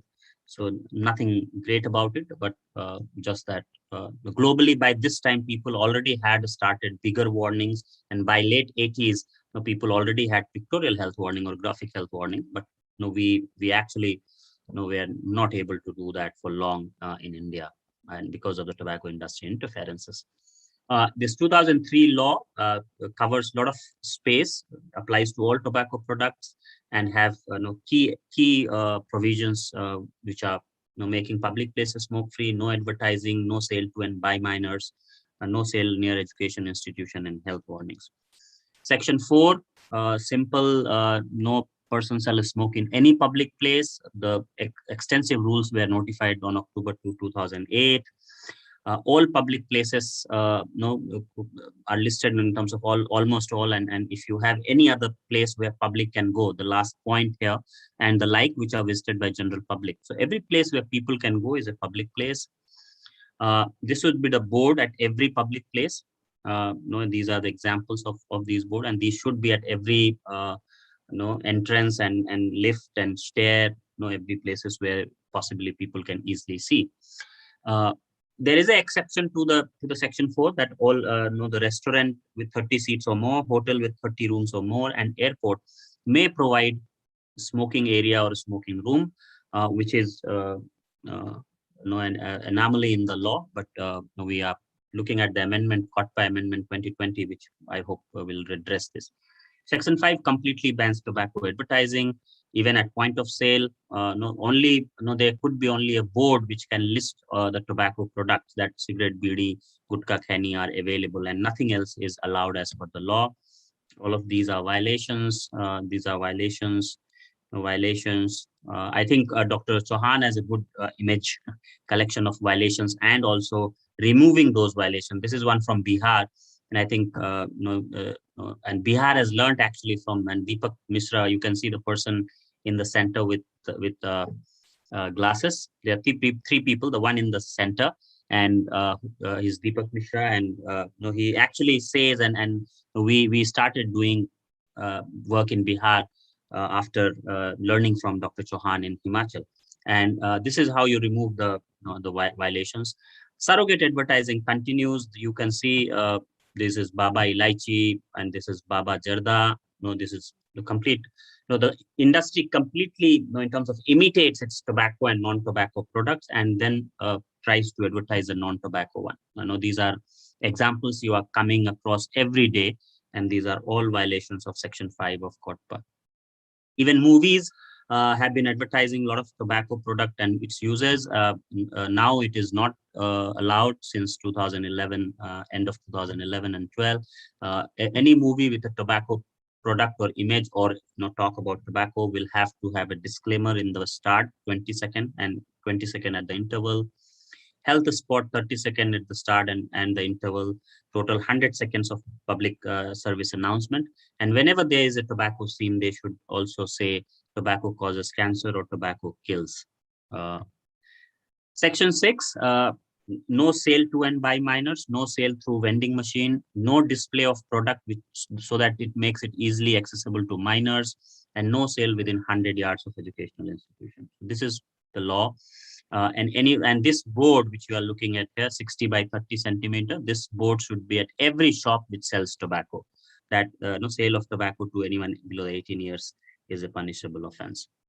These are violations. Anyone who is age of, let us say, 25 or 23, people should ask them about their photo ID with an age proof so that they can establish the age of the person is not below 18. All educational institutions should have these board outside the education institution on the outer boundary, and saying that within 100 yards of their outer boundary, no one should sell tobacco, and it is punishable with 200 rupees. Pictorial warning, front and back, 85%. This is notified. This started since 2009. Earlier, it was 40% on the front panel. Now it is 85% both sides from 2016, and it's a great leap. What are the penalties? Penalties, section 4 and 6 is 200 rupees fine. They are compoundable offense, which is on the spot fines. However, in section 4, the owner and in charge of the institution or public place or hotel restaurants, they will be fined equivalent amount of the number of violations those are happening on their premises. So that's the thing. For section 5 and 7, the violations are to be prosecuted in the judicial authorities or should be prosecuted judicially. You should go to the court. The enforcement officials will have to file a complaint, and if on conviction, the punishments are different for section 5 and 7, and for different for producers or manufacturers and seller or distributor. You can look at them. Who are the authorized officers? Again, for section 4, there's a long list of authorized officers. Every person, I think all those who are attending today's workshop also would be, almost most of them would be authorized officials. It's 21 categories of officials from all departments of the government. For 5 and 7, it is custom and central excise, sales tax, health, transport, labor, industry, police, and state FDA. Those are the 5-6 departments who actually comply with these regulations. For section 6, the vice chancellor, director, proctor, principal, headmaster, from there to the medical officer or anyone above the rank of inspector from education department, block extension educator, civil surgeon, DPM and Panchayati Raj institution secretary and chairpersons. They are all enforcers of section 7. For implementing section 5 and 7, because you have to go to court and you need evidence, so the law provides you, the enforcement authority, the power of entry and search, power to seize if they find anything violative of the law, and also under section 28, it provides power to compound. So how do you take fine and let the person go? So that power is given under section 28, where 4 and 6 you can compound the offenses and take 200 rupees fine, up to 200 rupees fine, and let the offender violator go. COTPA amendment bill. This is again very briefly. So there is better definitions are proposed. Section 4 DSA, DSR are removed, and fine are proposed to be 2,000 rupees for violation instead of 200. For Section 5, point of sale and in-pack, on-pack advertising will be removed.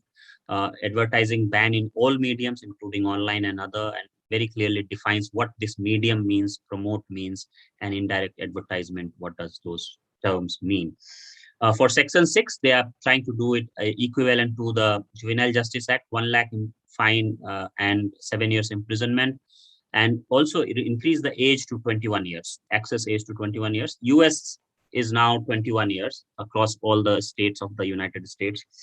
And instead of 100 yards, use the general metric system, which is 100 meters.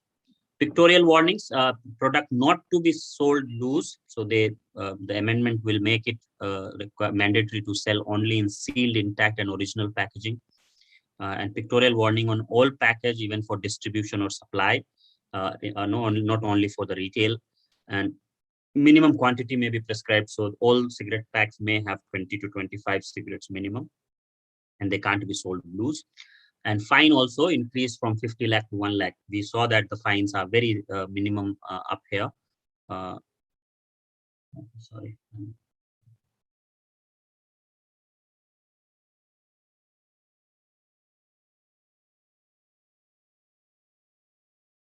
Yeah.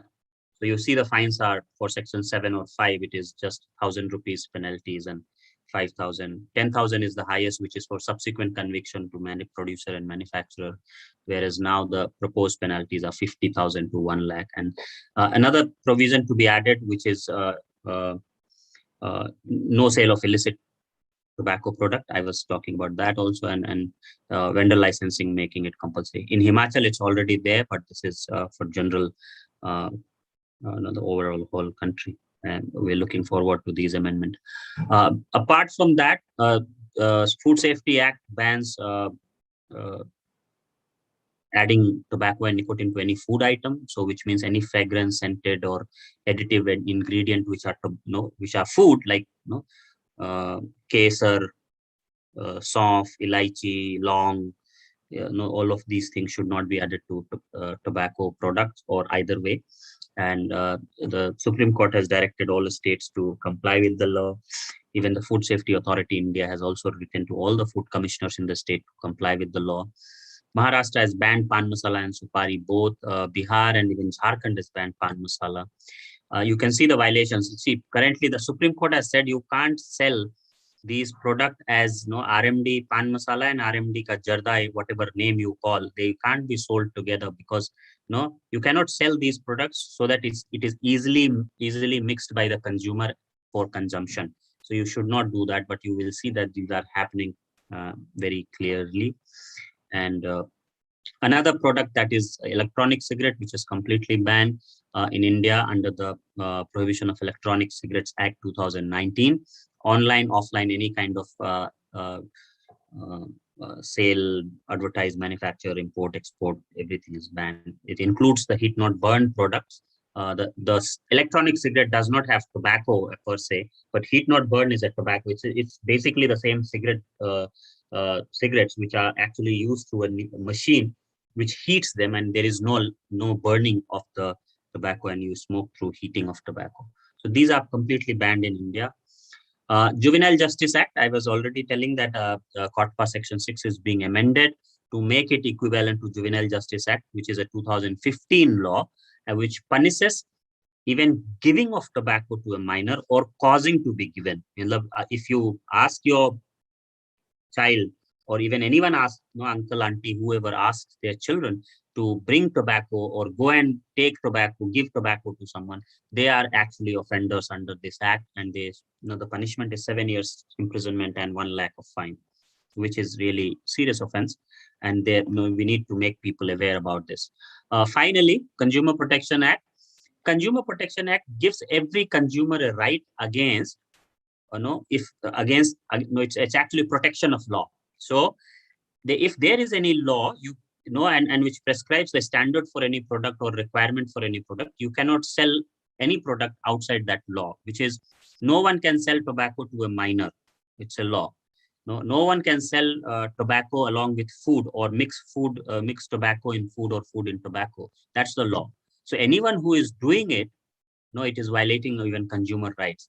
So no shop should be within 100 yards of an educational institution. So for a consumer, for a minor consumer, for a parent, having a shop within 100 yards is a consumer rights issue as well. Now, it's a child rights issue as well, but it's also a consumer right issue. And it should be looked at from that angle, and people can go to the consumer forum and ask for redressal. And there are you can ask for damages, harjana or jurmana from the shopkeepers and companies who are putting those products and selling those products to minors or mixing it with food and all. So these are some of the legal provisions. Very briefly, I have tried to cover, and I'll invite other Dr. Rana and Dr. Chauhan and Pranay sir is here and to contribute and to suggest any other things that I would have missed. Looking forward to the discussion. Thank you so much. Over to you, Sakshi and Aishwarya. Thank you so much.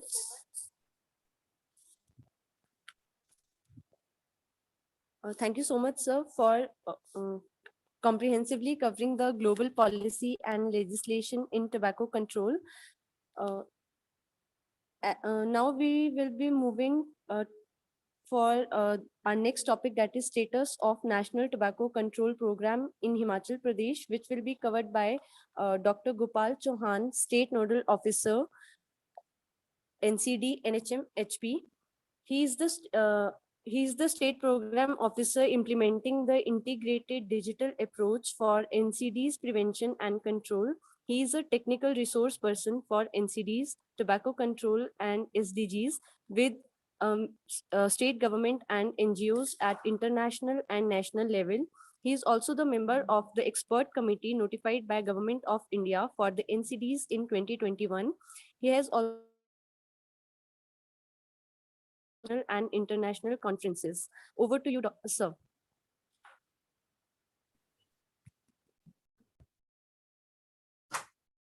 Thank you, Sakshi, for this introduction. Are you able to hear me?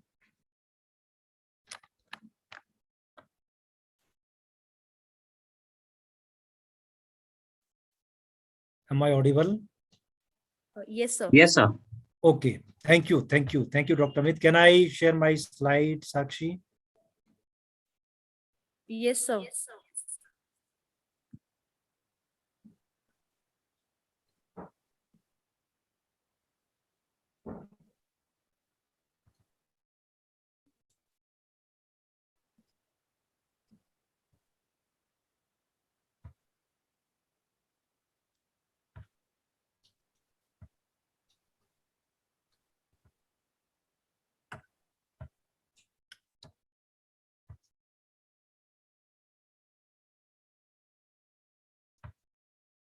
Is it okay? Yes, sir, it's visible. Okay, thank you. It took a bit of time. I even given a very simple kind of topic to discuss about the status of National Tobacco Control Program in the state of Himachal Pradesh. I think before coming to the NTCP, I would like to say that, recognizing tobacco use as a health hazard is one of the biggest public health achievement of the 21st century. It's very important to understand that why we need to fight against tobacco. My previous speakers, the Tanda team, MDNHM, the state officials, I'm very thankful to all of you for giving me the opportunity to speak today for this very important webinar. This is more important at this point of time because we are in a process to implement the NTCP effectively in the state. After this surge of COVID is getting down and the vaccination is improving in the state. As far as the Constitution of India is concerned, which is the biggest law of the land, tobacco reflects in the concurrent list. It means that the central government and the state government are having powers. But since the legislation for Kotpa has been enacted by Government of India, as per the legislation, the state are having lesser power to make rules under this act. But many states are doing a lot of innovations. State specific and district and sub-district level innovations are coming in. And yes, of course, we are moving in a right direction, but we need to increase the pace for tobacco control. If you think of the NCD risk factors, as per the Lancet study 2012, there are now many studies. We are losing around about 10 million people every year due to tobacco use. It has been summarized very nicely by the previous speaker, by Dr. Shubham and Dr. Rana also. But we need to understand that how big this health hazard is. Dr. Amit has summarized the global, local policies very well, but I will be repeating. At WHO level, we are having the FCTC. FCTC policies are implemented through the Empower policy package. At country level, we are having National Tobacco Control Program. We have the Act, Tobacco Control Act. We call it COTPA 2003. The smokeless tobacco is regulated through the Food Safety Standard Act. And the electronic cigarette kind of thing, which the new thing, problem are emerging, they are being regulated through the Drug and Cosmetic Act. The overview of the National Tobacco Control Program, it can be summarized that National Tobacco Control Program was started in the year 2007-8 with the aim to create awareness about harms of tobacco use, to reduce the production and supply of tobacco, to implement tobacco control legislation, to help people to quit tobacco, and to facilitate the implementation of FCTC provisions. This has been copied from the national guidelines for tobacco control notified by the Government of India. It means that the National Tobacco Control Program, if we implement it effectively, it has a larger scope. It talks about law, it talks about the international policies, it talks about the innovations, it talks about the partnership. And if we implement all those packages, in a better way, there will be definitely very good outcomes. The main thrust area of the National Tobacco Control Program, as per the Government of India guidelines, they are training of the health and social workers, NGOs, school teachers, and enforcement officers, information, education, and communication activities at all levels, strengthening the school program to protect youth from tobacco use, monitoring tobacco control laws, coordination with panchayat raj institutions for village level activities, setting up and strengthening of station facilities, including provision of pharmacological treatment facilities at district level. But district level is not enough. Dr. Anwa always used to say that we are having around about 8 lakhs tobacco users in the state, and quitting tobacco is not so easy. In best rating, the quit rate is less than 5%. It means that we need to strengthen the tobacco cessation services, and we have to do some state and sub-district level or district level innovations for ensuring that how cessation can be improved. Now, coming to the key role of the different stakeholder departments, I would like to summarize them. Health can play a vital role in health promotion and surveillance. Home department can work mainly for enforcement issues. Finance department can work for rising taxes on tobacco products. The agriculture, they can regulate the production. They can work on alternative crops also. Food processing department, they can regulate the packaging of tobacco products. Education and Department of Public Relations, we are having representative from Public Relations Department. They can work for education, information, and communication. Law and Justice, they can work for lawmaking and amendment of the legislations. Forest Department, they can restrict the cultivation. Trade and Commerce, they can curb the illicit trade. They are very, very important departments. Excise and Taxation Department, they are having very vital role in tobacco control in terms of banning the illicit trade of tobacco. Now, coming specifically the requirements of the tobacco control legislation, we should have 3 kind of signages in place. This is very important signages. This should appear in each and every public place. Dr. Amit has nicely, extensively explained that where such board should be put in, but it is very important that this should be visible. This is first and foremost thing, and this is quite doable in many good places, in many public places. You will see all those boards. This is the board which every education institution should put outside the gate, that sale of tobacco products within the radius of 100 yards from education institutions is an offense. This is mandatory as per the law. If these boards are not displayed, it means they are liable for action. We should not enforce action in one go, but we should sensitize them, to sensitize the school teacher, the owner of the public places, that these are the mandatory signages and boards which would be put in education institutions as in public places. Third one, if we are having any tobacco selling shop, this is the signages which tobacco selling shop should display. You will rarely find these kind of boards and signages in any tobacco selling shop. If any tobacco selling shop is not displaying this board, then they are liable to be taken or prosecuted, or action should be taken against them. Now, coming briefly, I think I have summarized it in my previous talks also. Let us talk about the journey of tobacco control in the state of Himachal Pradesh. It started in the year 2007, but it came into force after this meeting on 5th of May 2009 by the Chief Secretary of Himachal Pradesh, Asha Swarup ji, and I am thankful Dr. Rana ji organized this meeting with Himachal Pradesh Voluntary Health Association for all administrative secretaries. Luckily, at that point of time, all the secretaries attended that because there was a code of conduct. There was no political involvement for this movement, and this was purely administrative kind of meeting, and all the orders were passed after this meeting to strengthen tobacco control in the state.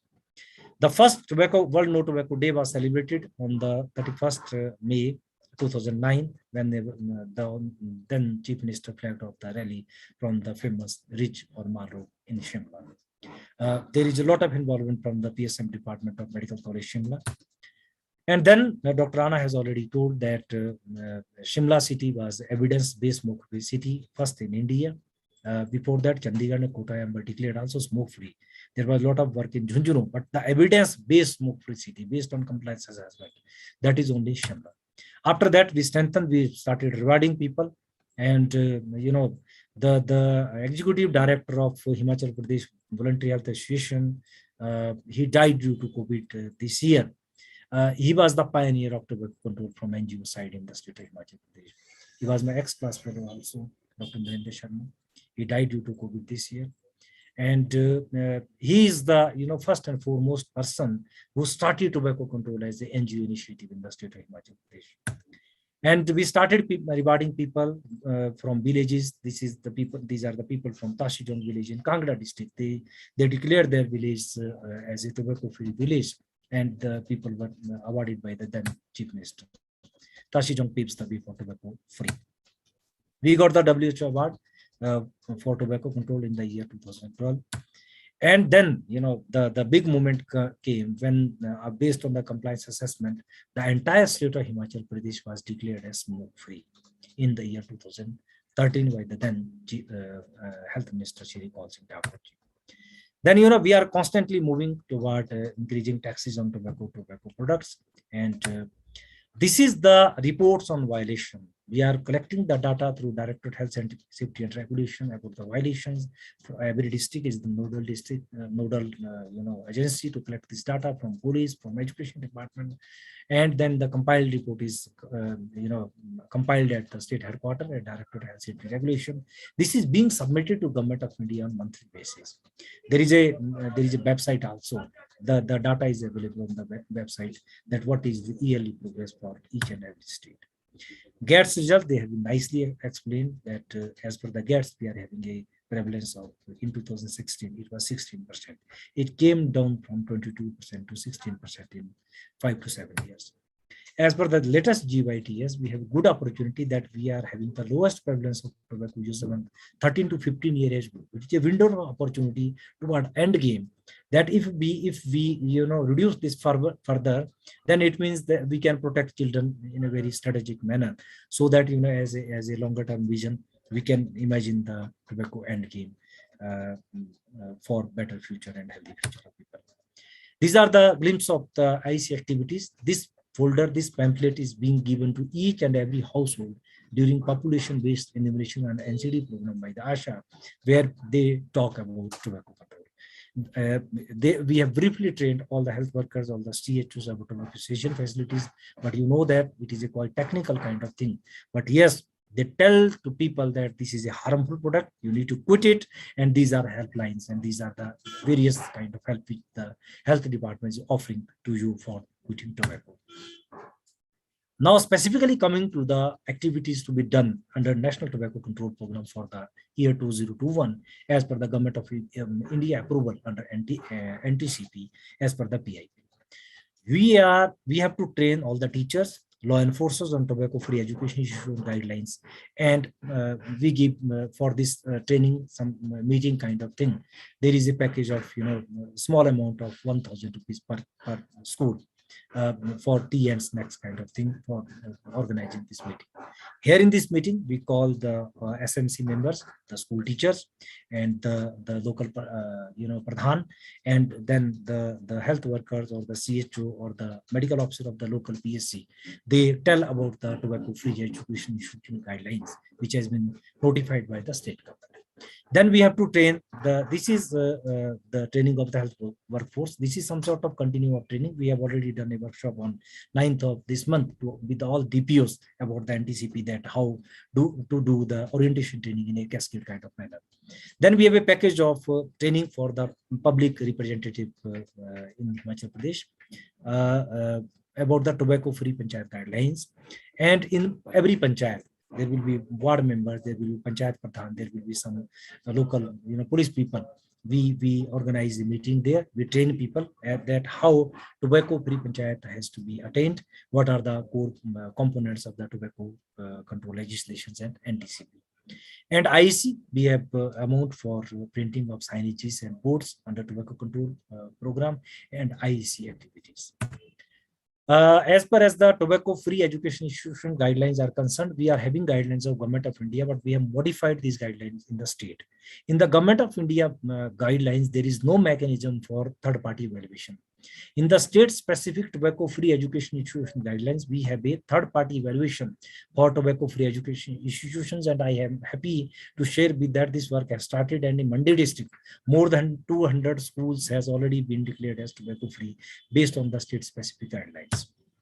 These are the guidelines issued by the state government. These are modified guidelines. All the Government of India questionnaires are there, but there are few state-specific tools for validation. Now coming to the expenditure, because due to COVID, the expenditure could not be done because all education institutions were closed.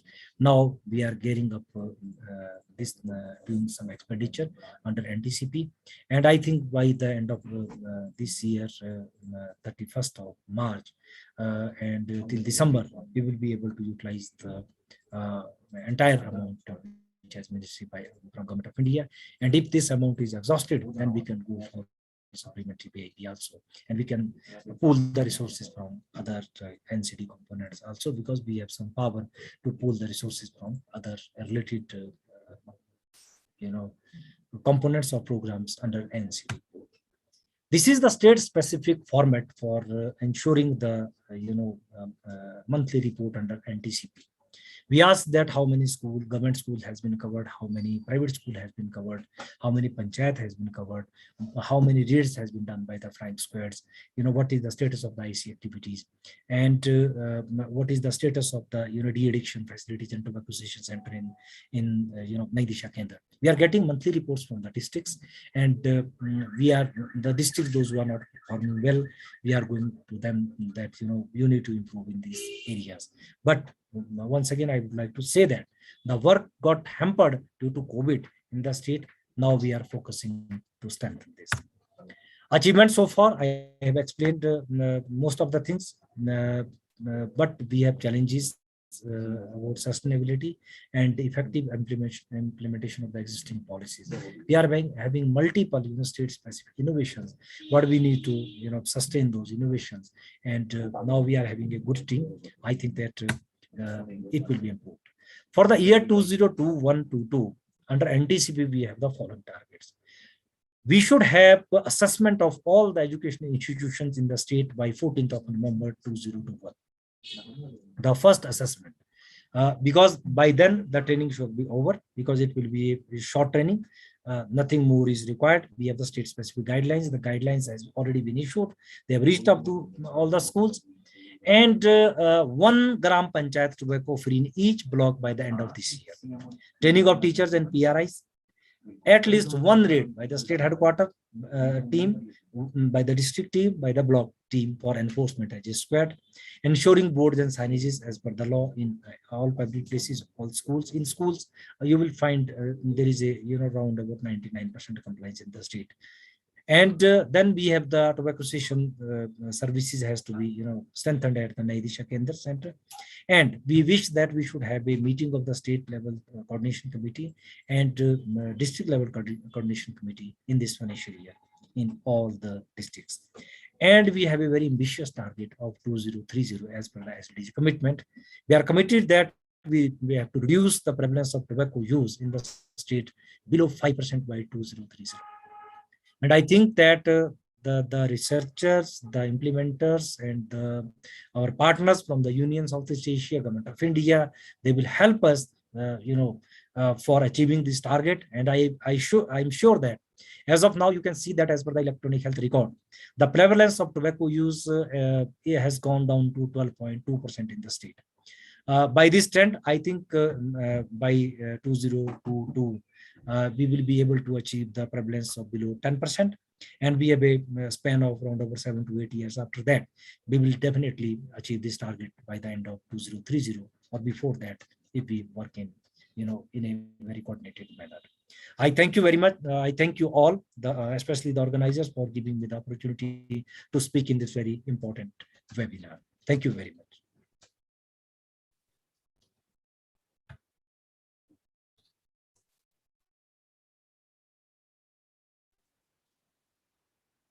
Thank you so much, sir, for the enlightening presentation.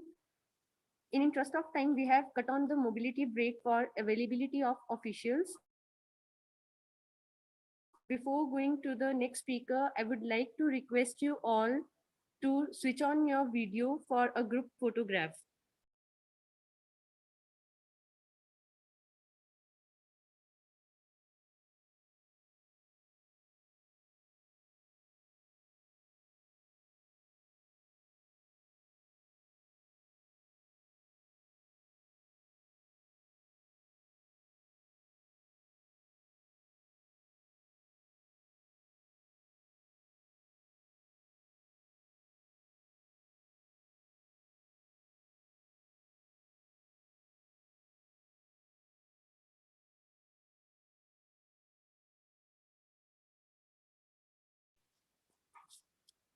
Okay, thank you everyone. Now, our next speaker, Dr. Amit Yadav, he will be speaking on emerging challenges and multi-stakeholder engagement for advancing tobacco control. Over to you, sir. Yeah, thanks, Sakshi.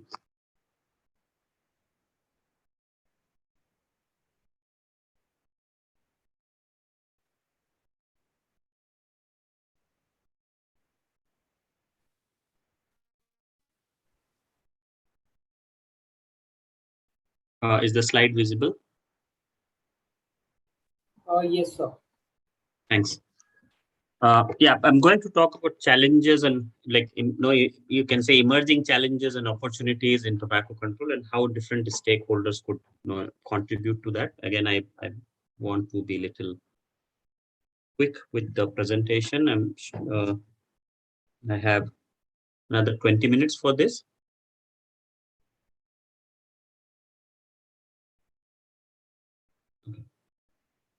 So again, to begin with, what are the challenges? As we are discussing tobacco control, the biggest challenge in tobacco control is the tobacco industry. Tobacco industry interference is the biggest challenge. You will find it around, all around. You just saw in different slides how they circumvent the law, how they try to promote things that are not going to help in any way in tobacco control, but they try to, again, try to do anything you do in tobacco control, and they'll do something against it. Surrogate advertising and CSR activities by the tobacco industry, that's one of the biggest challenge in implementing and enforcing the law, and also to preventing minors. Their CSR promotions and their surrogate ads are really challenging for us. And we still see Vimal and Baba on the TV, and very sad to see that now all of them, from Ajay Devgan to Shah Rukh Khan, Salman Khan, and the new ones, even Tiger Shroff and others, they are coming, and all others, they are selling pan masalas at this point in time. Public money in tobacco industry, I'll come to that. SLTUs and pan masala, it's like challenge. Hookah bars are another challenge, and also the emerging product we talk about, heat not burn and ends, which are completely banned in India. What is our tobacco industry interference rating? We have been really bad, and we are facing it very hard.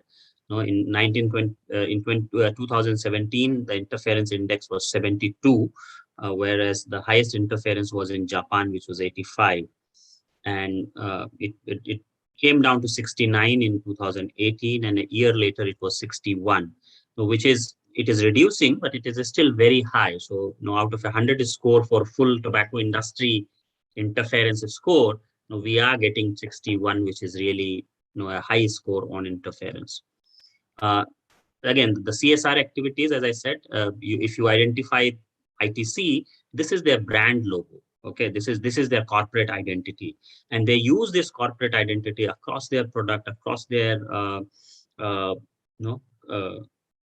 CSR activities, and across their all activities. So this is something that they continue to do, and to portray themselves as a socially responsible corporates, whereas they are not. And this happens not only with the cigarette companies, but also with other companies. This is the Baba Dharmpal Shatyapal group. And second, investments. So if you look at the investment, we are seeing that the government invests in all the life insurance corporations, and there could be several other areas where government is still invested, providing subsidies and helping farmers through different ways and means in tobacco farming. So it's a huge amount of money that goes from the government to the ITC through these life insurance corporation, and many of this money is also our money that we give. Brand stretching, this is very clear. You see the Wills lifestyle, and if you remember this Wills Navy Cut cigarette, and all of them, Wills India King and Wills this, Wills that, and they also have a Wills lifestyle, which is a living example of their constant advertising of the Wills brand name. And same happens with the smokeless industry. Baba, I've already spoken about. Sikhar is another one. There's Dilbag, there is Vimal, there is RMD, all of them. Now coming to another one, and I think this is important, as GYTS has recently released. The initiation of tobacco use happens mostly before the age of 25, 24 years. So if we increase the age, as we are talking about the Kotpa amendment, if we do the age 21, it would hugely benefit the minors, and we see that 55% of tobacco users who reported when did they start, you see that a lot of them start before 15. Even you see the percentage is really very high, and it is higher in women. So 16.6% women, they started before the age of 15, whereas only 11.5 started before 15 among the men. So this is really worrisome, and if we look at state-wise, the data is here for different states, and Himachal. One second.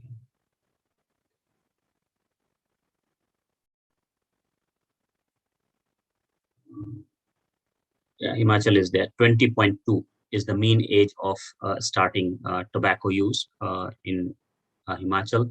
And if you see, and this is something where I think from the GATS 2 and the currently GYTS, the less than 15 is 3.1%, and 15 to 17 years is 14%, and 18 to 19 is 22%. So about 40%, about 39% people started before the age of 20, which is a it is comparatively a good indicator when you are talking about national average and also other states.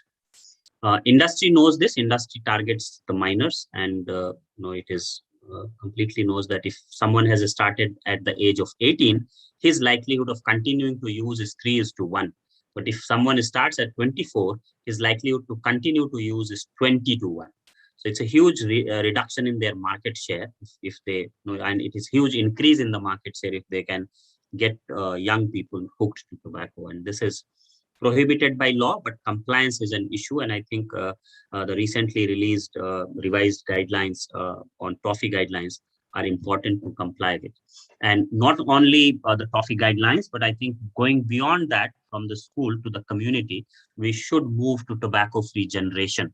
And we should look at adopting the tobacco-free generation target. Government of Karnataka is looking at tobacco-free generation by 2025. And this is being initiated by other states also. And I think it is important that with this kind of a low rate of prevalence among children, I think Himachal can also lead this discussion. And it's one of the states where you don't grow tobacco, and it is also it is I'm not sure if there are any manufacturers of tobacco, cigarette or SLT product in Himachal. And if there are also, I think the state government should take that decision that to protect the future generation, we should get rid of those the tobacco industry and tobacco product, and especially for people who are born in the new millennium. These products are challenges. This is continuing to viciously trying to get into the in the market, and especially through online portals and online sale mechanisms, and which is sometimes not possible to track and trace. This is continuing to be a challenge, and there are a lot of groups, vape groups and other associations which are trying to promote this, and even the industry wants to get a pie of this business, and they want that they can sell these products in India. Hookah bars. I think this slides explains why there should be no hookah bars in the country. This was a fire at the New Year Eve in 2017, and 14 people died because of this fire, and several injured, severely injured, burnt. And this all started from an illegal hookah service that was there in this, in the Mojo's bistro, which was there. I think this images clearly says that why we should ban completely the hookah bars. And there are states, I think Rajasthan is one more, and there are 4 states which have actually created or it got by amendment to make these law banning hookah. What are the opportunities available? I think we should all at the state level implement, adopt and implement 5.3 guidelines, which completely prohibit tobacco industry interference, ban on SLT and pan masala, as done in Maharashtra and Jharkhand and Bihar. Direct and surrogate advertising, there should be zero tolerance for advertising of tobacco product, because that's the way they get more people to use tobacco. So we should stop that tap. Then tobacco vendor licensing, Himachal has already done it. I think implementing it effectively is the challenge, or is the requirement for Himachal. Tobacco-free educational institutions and tobacco-free generation should be adopted and implemented and promoted in the districts and the state as a whole. Tobacco-free villages is a good concept, and we should make our villages tobacco-free. Several of them will be already tobacco-free, with very minimum use. So I think we could declare them as tobacco-free as a brand ambassadors, and increase age 21. Ban hookah bars and increase penalties for states could do got by amendment, like other hookah bar ban is being done by several other states. Jharkhand has proposed already got by amendment. Karnataka is on the way of doing that.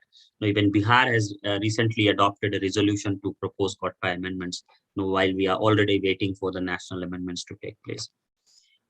Which are the stakeholders that we are looking at, and how they can help us? So who are the multi-stakeholders? So from health, police and NGOs, media, even in the media, you would have local correspondents, cable operators. So you can use them for IC and let's say tobacco-free messages. What are the other departments or sectors? Education, legal and judicial, women and child welfare, law and order, youth affairs, rural development, labor department, agriculture, environment, commerce. You also have funding agencies, and I think for tobacco control. Now, all the under the NTCP program, and I think the NCD program, and Dr. Chauhan can talk more about that. You have funds for engaging NGOs and funds at the local level also. Even the municipal corporations have money, the panchayats have money on IC and for health reasons, and they could be used in the state and at the district and at the village level.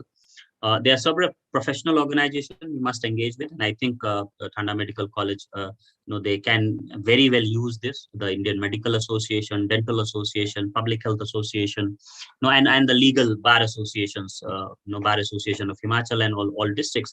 They could be a help, when you are looking at your challenges or when you are looking at taking support from them, so that you can effectively implement tobacco control work in the state. And again, time and again I'm talking about Dr. Chauhan, but I think he has done most of this work already. But I think at the district level and on a constant level, this need to be supported. He needs to be supported when he is trying to do something, and other district nodal officials and other departments. If you can find leverage to in those departments, that would be really good. So who are the stakeholders who are going to affect you? Tobacco growing farmers. It's not there in Himachal. Tobacco processing industry, if it is there, then you need to look at them. And advertising agency, because they get money.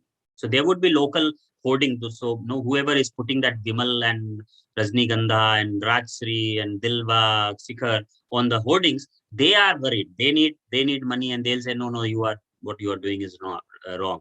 So you need to be careful about them, and you need to in terms of get ready with appropriate responses for them, and say that why this is a violation and why it need not be there. So and at the district level, and again I'm just trying to list people who are you can talk to and you can engage, you need to engage with. So from district hospital to CMO, CHC, PHC, private hospitals are there, family physicians, health service providers. There are program manager staffs. And at the administration side, you have the district magistrate, ADM, BDO, SDO. So I think you need to look at these and what kind of help they can do. And we have already seen the enforcers list. These are all enforcers in their public places, wherever they are.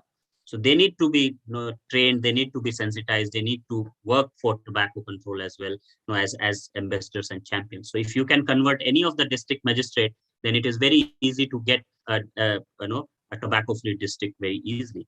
And similarly, if you have a municipal corporation, if you have a mayor who is supportive, or you have a Jilla Panchayat, Jilla President, Panchayat President who is supportive, then you can have the whole villages tobacco-free. So I think that's where you need to work on, and you need to approach them. And civil society obviously is an important group.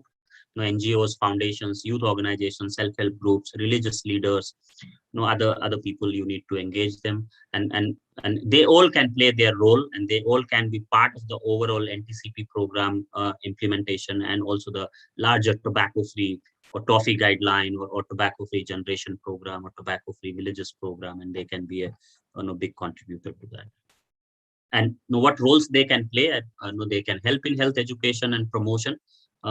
Generally, they do it. Community outreach services, most of these stakeholders do through their own channels, panchayat, urban development, or anyone. They have their community outreach. They do a lot of IEC.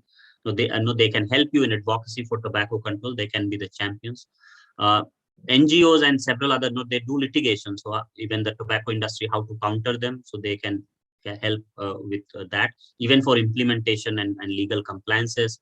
All the departments which we listed, they help in enforcement and compliance. Tobacco cessation and counseling, again, all the hospitals and private hospitals and IMAs and IDAs, they can help in tobacco cessation and counseling services. The nursing council, the pharmacy council, all others. So they could be sensitized. They can also help in mobilize resources, and they can co-contribute, in terms of the resources can be co-used from the different sets, and within the government also. Let's say the urban development department has something on IC, they are trying to do something, and tobacco control could be one of them. The smart city, Why would you want people to spit on the roads? And we gave example of Mal Road in Simla, where we saw that there was this board everywhere in Simla town that if you are spitting here, 500 rupees fine will be imposed. So I think that is something, again, enforcement is an issue, but that's something to be learned, and that's being done by the urban development authority or the municipal corporations there. Distributing, designing IC, integrate tobacco as human rights issue. So now, if you engage the child right, women right NGOs, and even the departments related to the child and women welfare, they can help us in improving they can be champion of tobacco-free generation or toffee, implementing the toffee guidelines. Even the SDG goals. So all departments of the government need to work towards implementing SDG goals. It's a common umbrella. I think the Niti Aayog and all other development agencies in India, they work towards, and it is in terms of top to down, all of them need to work towards meeting SDG goals. And the health goals very clearly says that we need to implement tobacco control to prevent premature NCDs and related deaths. Finally, I think as it's a medical college which is organizing this workshop, research to support and advance tobacco control policies and programs, and there would be other researchers on this call and on this webinar.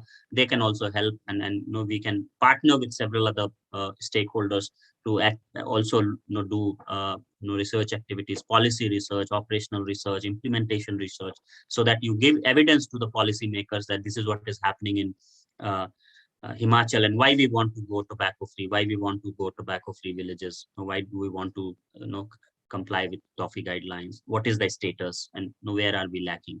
All those can be done through these research support by the different stakeholders.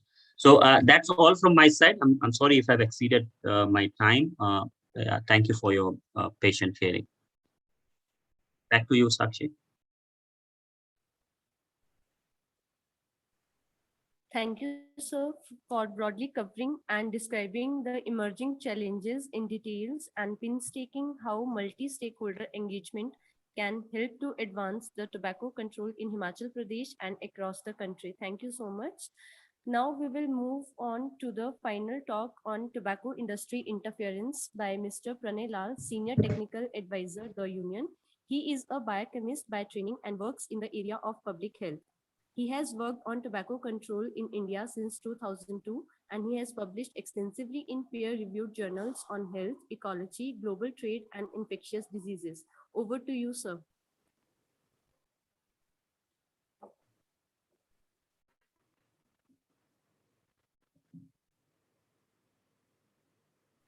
Thank you, Sakshi. Are you able to hear me? You're audible, sir. Okay, I'm just going to share my screen now.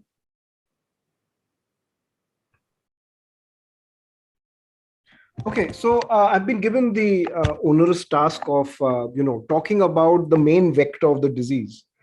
The disease here is spread by an industry that actually wants to lure young people, the most vulnerable, the most marginalized people, the most susceptible to any kind of manipulation. And tobacco industry and tobacco as a product is the only product that is designed to, when used as in the way that it is intended to be used, will kill half of its users. So this is very typical of the product. And the sad thing, as Dr. Gopal Chauhan before me, and again, just now, Amit Yadav made it very clear that the government benefits hugely from the tobacco industry's own investments. So, for example, LIC, Life Insurance Corporation, most of us have LIC policies. Indirectly, we invest in ITC and ITC invests in LIC. So both of them benefit from each other.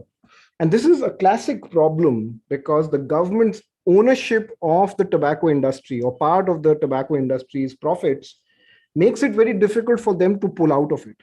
Now, this has been historical. Before the time when tobacco was found to be so damaging for the health, it has been found that now it is so deeply ingrained, and the relationships between the tobacco industry and the government are so close that the government is unable to distance itself.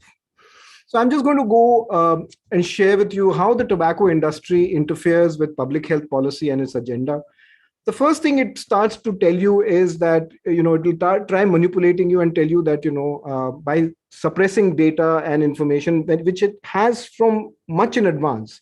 The tobacco industry, we know that in the 1940s and 50s, knew that lung cancer is increasing because of cigarette smoking, but it never went to the public and said, please smoke in moderation. Instead, they started saying the benefits of filter and things like that. They said, please don't have non-filtered cigarette, have filtered cigarette, because it reduces any risk that it may have. So, people started to believe them. And there is no difference between cigarette, filtered cigarette and non-filtered cigarette. All cigarettes, all BDs are equally harmful. As Dr. Shivam spoke, there is no safe level of exposure of tobacco use. One fact that I think has not come out quite clearly, although we have 164 million chewers of tobacco, about 300,000 of them develop some form of health outcomes, usually oral cancer and death. Now, I know I'm saying only, but when you compare it to exposure to secondhand smoke and the direct the people who smoke, we have 1.3 million deaths every year. So I'm saying, although the numbers of chewers is much more, the relative number of deaths are much fewer. But that does not mean that we should only focus on smokers and not on chewers, because here is what tobacco industry says.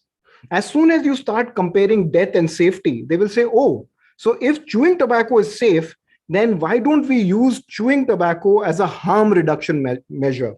That means a person who is currently addicted to smoking should move to chewing tobacco and therefore start reducing his or her risks in the future on the health that has already got impaired. So, these are the kind of manipulations that you will see. They try to distract policymakers with other issues. One of the key things that happened during the HIV/AIDS issue in the late 90s and early 2000 was that ITC became the biggest distributor of condoms among the private players, bigger than any of the major condom producers themselves. And it said that we are here to support the government of India. And at that time, if you recall, there was no Pepsi or Coca-Cola. So there was very few other organizations with those distribution channels.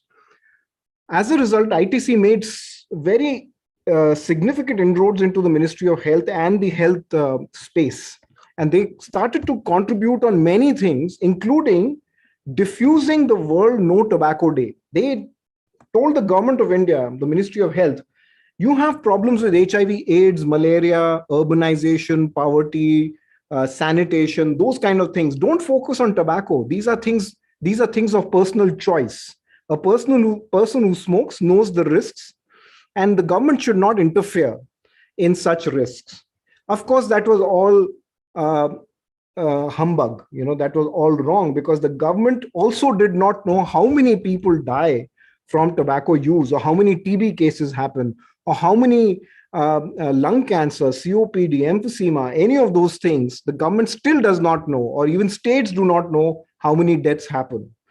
If you were to talk to somebody in, say, Kerala or Goa, the better performing states in terms of health, they believe that the deaths that happen in their state are not due to tobacco or any of those things. They believe it is a disease of states, the slightly underdeveloped states, where the death rates are higher.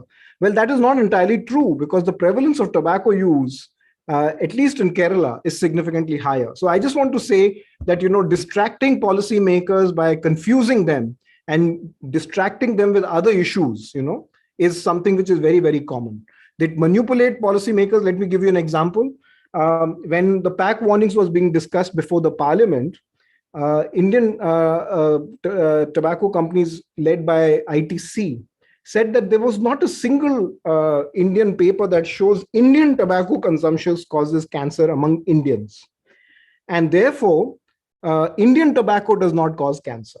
They made this fact sheet. And when we started to show study after study, and also Indian Tobacco Company, ITC, making payments to cancer fund in America, they quietly withdrew their fact sheet.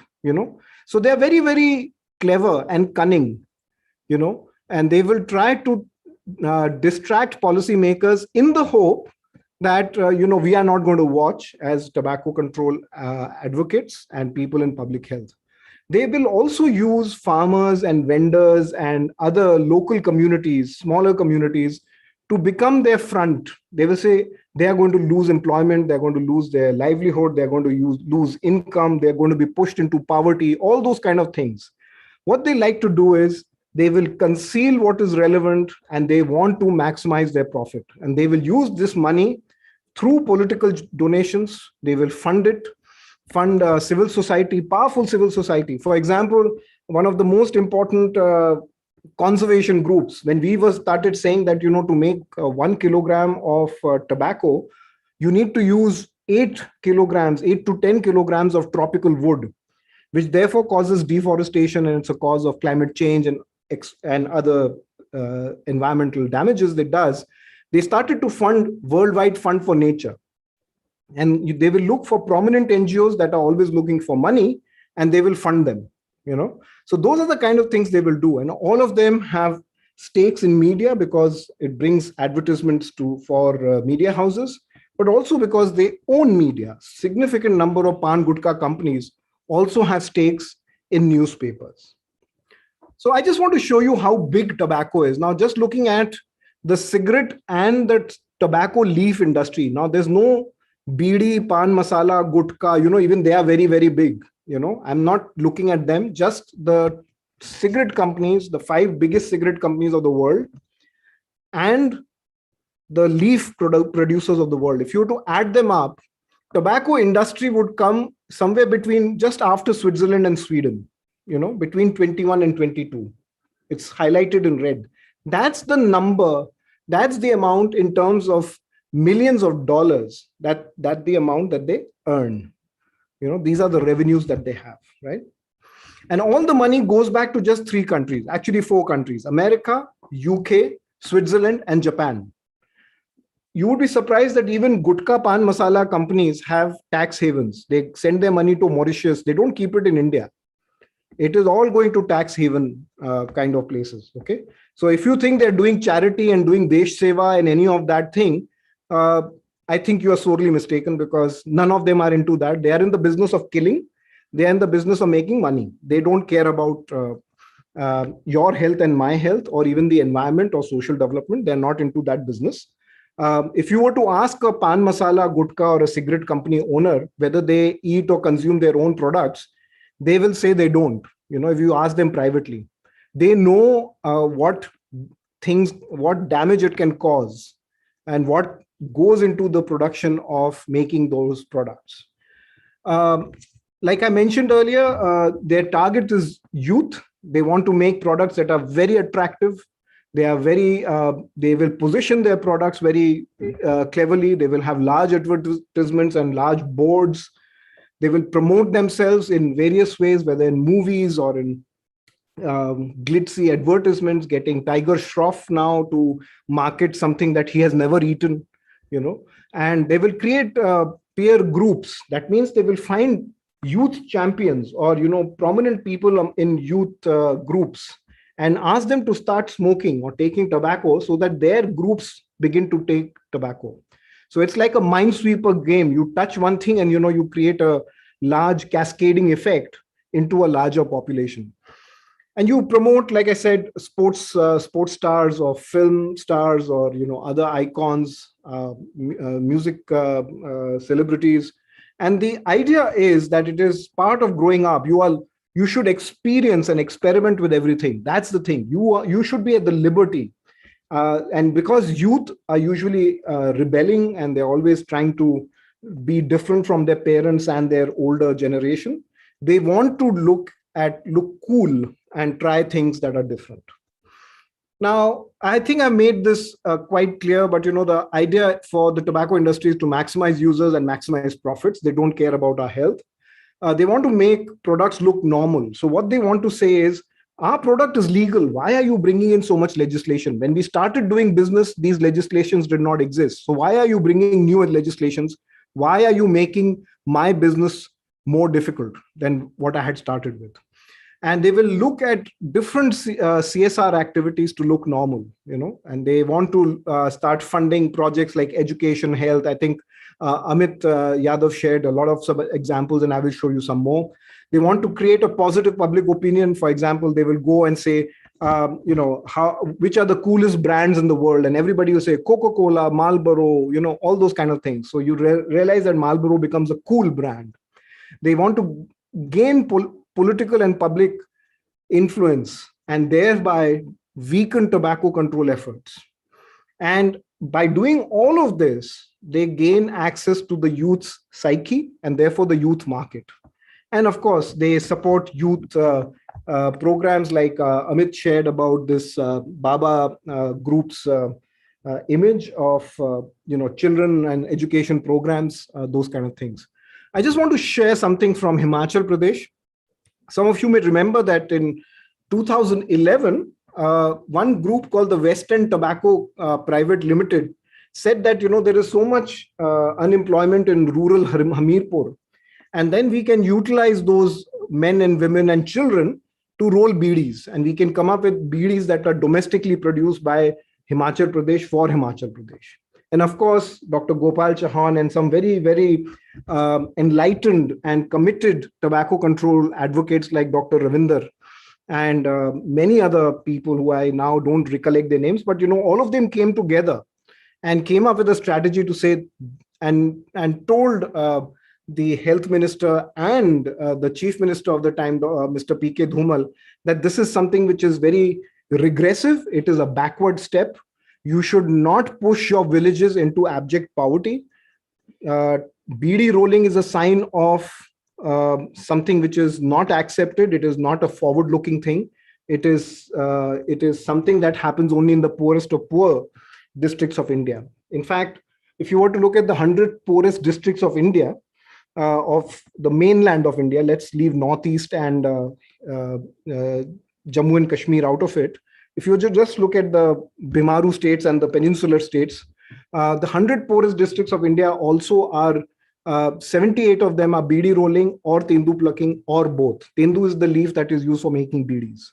So, you make a product, basically bidi is a product that is made by the poor for the poor to kill the poor. But, there are only a handful of families, 8 to 12 families that control the entire trade of bidi. Okay. And it's a big public health nuisance, which we don't like to talk about. At least the government does not like to talk about. I just also want to bring to this notice, I don't know if Dr. Gopal remembers this, but until 2016-17, very few of these, yatra.com and Expedia and Trivago and all these websites did not have pages dedicated to saying you could choose your hotel based on smoking rooms. Now, hotels have started saying top Shimla hotels with smoking rooms. Okay. And there are smoking rooms that are listed. And they can tell you how many are there, how many rooms are there. You can book a smoking room right now. You get a better discount now, all that kind of thing. Now, this is something which is like a promotion. And it's something that should be taken up seriously because anyways, in a hill state, having to smoke in a wooden cabin or a wooded, room is a fire risk.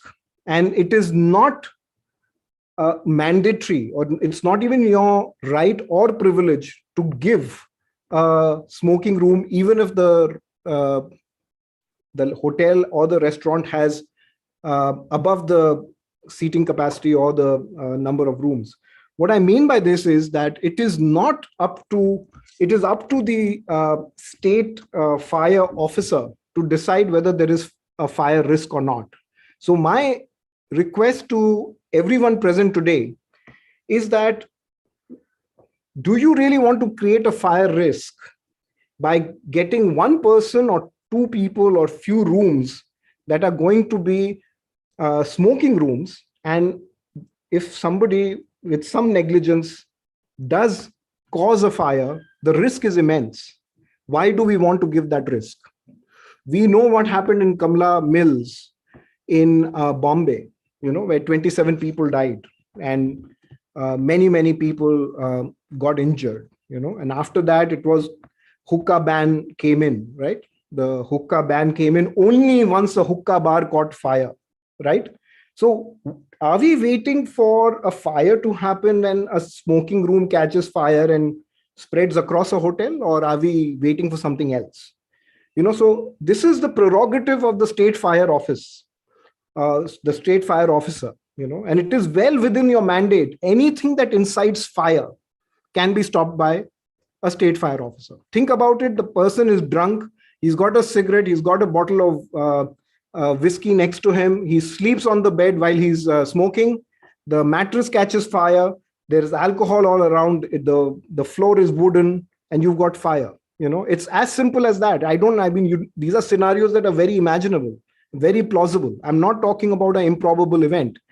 Yet the governments and the tobacco industry would actually not like you to talk about it. These are the things that are made more dangerous for people when you are doing tobacco control.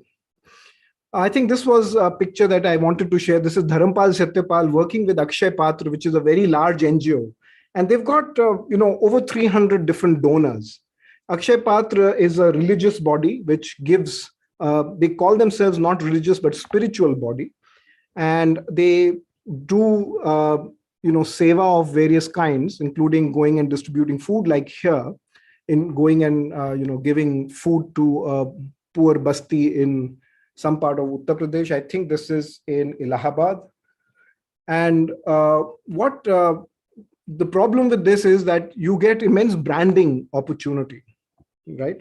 By Dharampal Satyapal, we know their main brands are Rajnigandha and Baba Zarda. And we know that a large NGO like Akshay Patra, which is spiritual in nature, why does it need to take some money from an organization that is doing unspiritual things? The sad thing about this kind of development is that we are working in cross purposes. While we want to feed a school or a poor community, we are actually promoting something else, and this is where we start working in cross purposes. You think about only the short-term thing. The tobacco company is already thinking long-term, because they have already got the child's mind fed with this information that DS Group is the one that fed you, right? And this is where the impressions are made. I'll show you, some CSR snapshots. This is the Modi Care, the people who make a variety of tobacco products. They make Pan Vilas, they make Marlboro in India. And they provide, this, for example, this thing in the bottom left, which is called Khwabga, is about children, where they do, they've been supporting this NGO. It's a very small NGO in South Delhi for the last 12 or 13 years. But look at this. Over 1,500 children are benefiting, while 100,000 people are receiving services and support. Now, over 12 years, this is a very small number. And, you find Godfrey Phillips, Marlboro, all those things patched all over the walls of Khwabga. I've been to this NGO. It's a very sad thing that you get to see, these kind of messaging where children are coming, Again, from the annual report, they are supporting farmers, but which farmers? The ones who grow tobacco. So this is not corporate social responsibility. This is only strengthening your supply chain. Okay. They're saying that we are providing water. Now, why did the water go down so much? It's because you've been extracting water for the last 100 years. So you have to go deeper and deeper and deeper. They're actually ruining the environment. First, they cut the forest, and then they plant a plant that has come from America. It has no local ecological service. And then they have to dig deeper year after year. And they call this corporate social responsibility. This is actually only keeping the business alive. So, I hope the government of India actually realizes that this is not Desh Seva. This is only helping your business and getting a tax benefit out of it. Another example, they started saying that, we are giving our women masks. But, this is part of occupational health and safety. You're not doing anybody a favor. And please, again, don't try underwriting that I spent 5 crore rupees for this, buying 5,000 masks. and you underwrite it in under the tax benefits that you get under CSR. See, this is the kind of work that they do, right? Or after the Kashmir floods of 2014, they went selectively to those shopkeepers that were selling Godfrey Phillips and Marlboro cigarettes, and they went and gave them money and new stock and called that as corporate social responsibility. This is part of business. This is not corporate social responsibility. They're just trying to say, oh, we are undertaking the losses that you've made, but continue to sell our products. Yeah. Of course, they reach out to film stars and large channels like NDTV, or big ministers like Kapil Sibal to say that the Indian army is doing very well, and they are the little brave hearts, and you are protecting billions of people. They try to play with your emotions by doing these things, but all of this is illegal.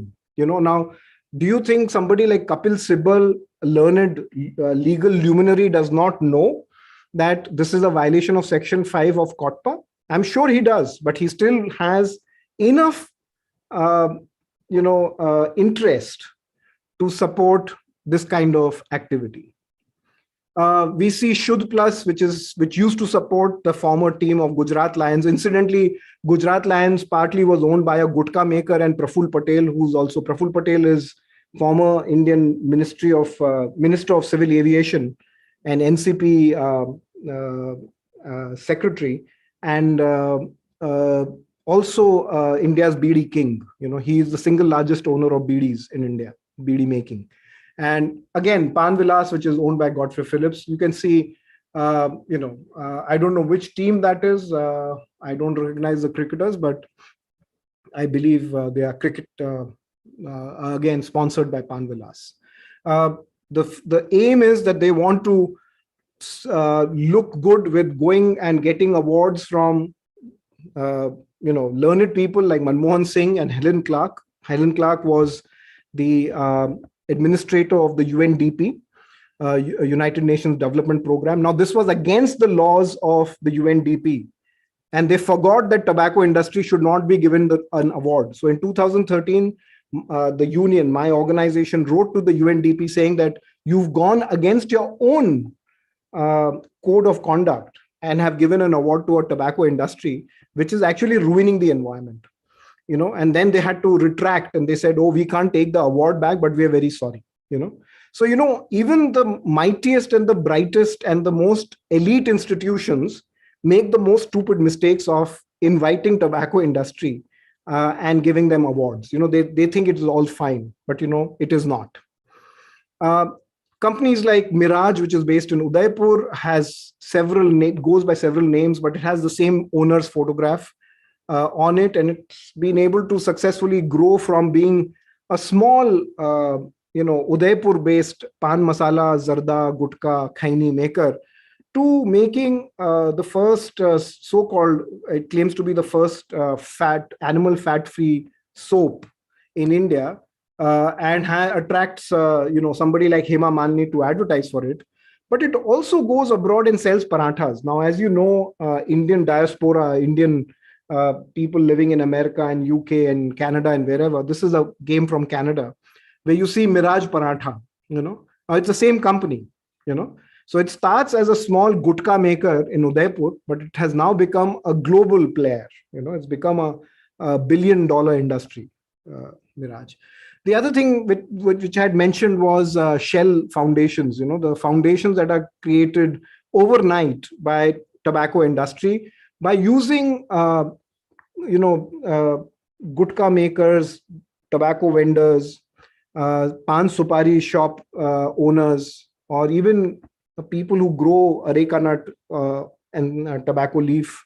They will just get all of them together, sign some petitions, and come up with large advertisements like this. This is during the time when gutka ban was about to come into play. And notice that this is a website in which, when they realize that the government is not tracking on its commitment, the site, which was created, in November 2012, it has not got updated. In fact, there is no Smokeless Tobacco Association, if you go to the website or send an email from there, you will not get a reply. So all these things are basically sham. They have the money, but they don't have the vision to actually put up a good fight which is informed. I just want to quickly take you through what tobacco industry has been doing during COVID. Philip Morris, the makers of Marlboro in India, it's called Godfrey Phillips, has been funding vaping. Now in India, vaping is banned. Even then, Philip Morris is trying to make sure that vapers in India continue to push the government to repeal the ban, to take back the ban that Prime Minister Modi had put in 2019. ITC has been giving masks. This is from the government of Jammu and Kashmir. It's also saying how it is helping. ITC's profits from tobacco sales have not reduced. In fact, they have improved. They've been making sales not only through their vendors, but in other means now also through websites, which is actually illegal. It's trying to reach out to honorable doctors like Dr. Randeep Guleria and other doctors that you notice here. Two of these doctors pulled out, saying that they use their photographs and name without their consent. And as you know, Savlon is owned by ITC, and the gentleman on the right with the beard is from ITC, and they have been reaching out to health institutions and doctors, trying to look credible. Unfortunately, ITC's main business is still cigarettes. 70% of their profits still come from cigarettes, no matter how many celebrities they get to endorse their soaps and shampoos and whatnot, but it makes no difference. Cigarette is their mainstay. This is a paper we wrote, Amit Yadav and I and my colleagues. This is a list of how tobacco companies, Godfrey Phillips, ITC, Gujarat Tobacco Merchants, Dharampal Satyapal, all these companies, how they gave money to the PM Cares and the Chief Minister's funds and all those things to try to look good and become a responsible citizen during the time of COVID. Many of them were opposing restrictions on trade of gutka, pan masala, which is, as you know, will incite or induce spitting and therefore can increase the spread of COVID. They were worried about that.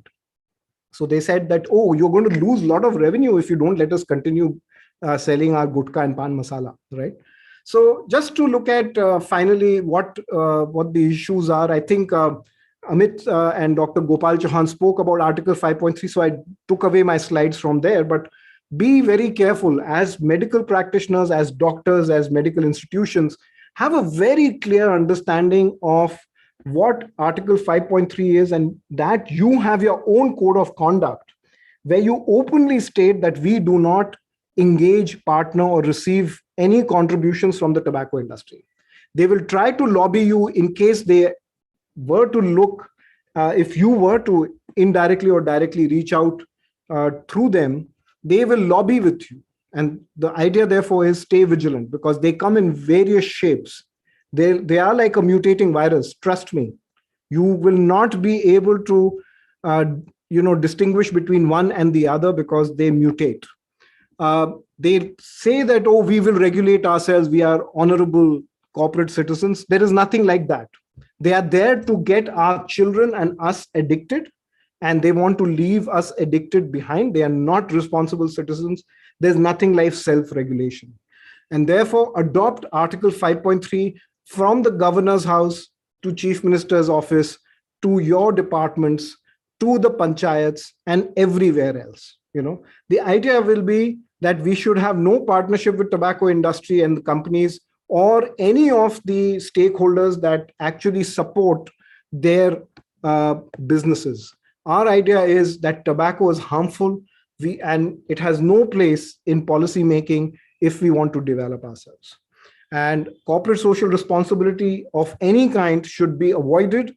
Tobacco industry is no one's friend. It's a friend for itself, a handful of people who want to be rich, and they will use a variety of faces, a poor girl in one village who does beedi rolling, a small farmer, a chota pan wala in, outside the mall saying that iski rozi roti chali jayegi, So those are the kind of voices that they would like to create.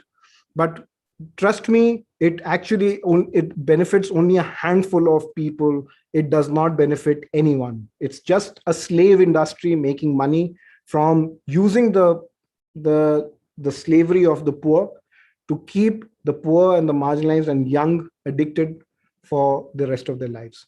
Thank you so much. I hope you have questions and you will reach out to Dr. Chauhan, Dr. Rana, Amit Yadav, or myself. In case you have any, do let us know. We'll be very happy to help you in this fight to save lives. Thank you so much.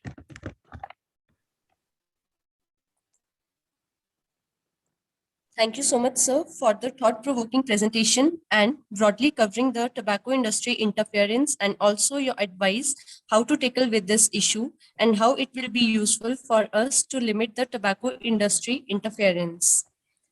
Now it's the time for open discussion. I would like to request and encourage all the attendees to raise their hands and Sakshi, we have the district program officer from Kangra as well. We can have his views as well. If he's there, let's listen to him for a few okay, minutes. sir. Okay, sir.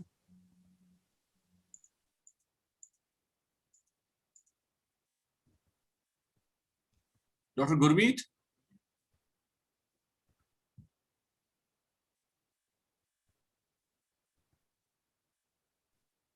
I was fine. If we don't have it, then we can take up these questions on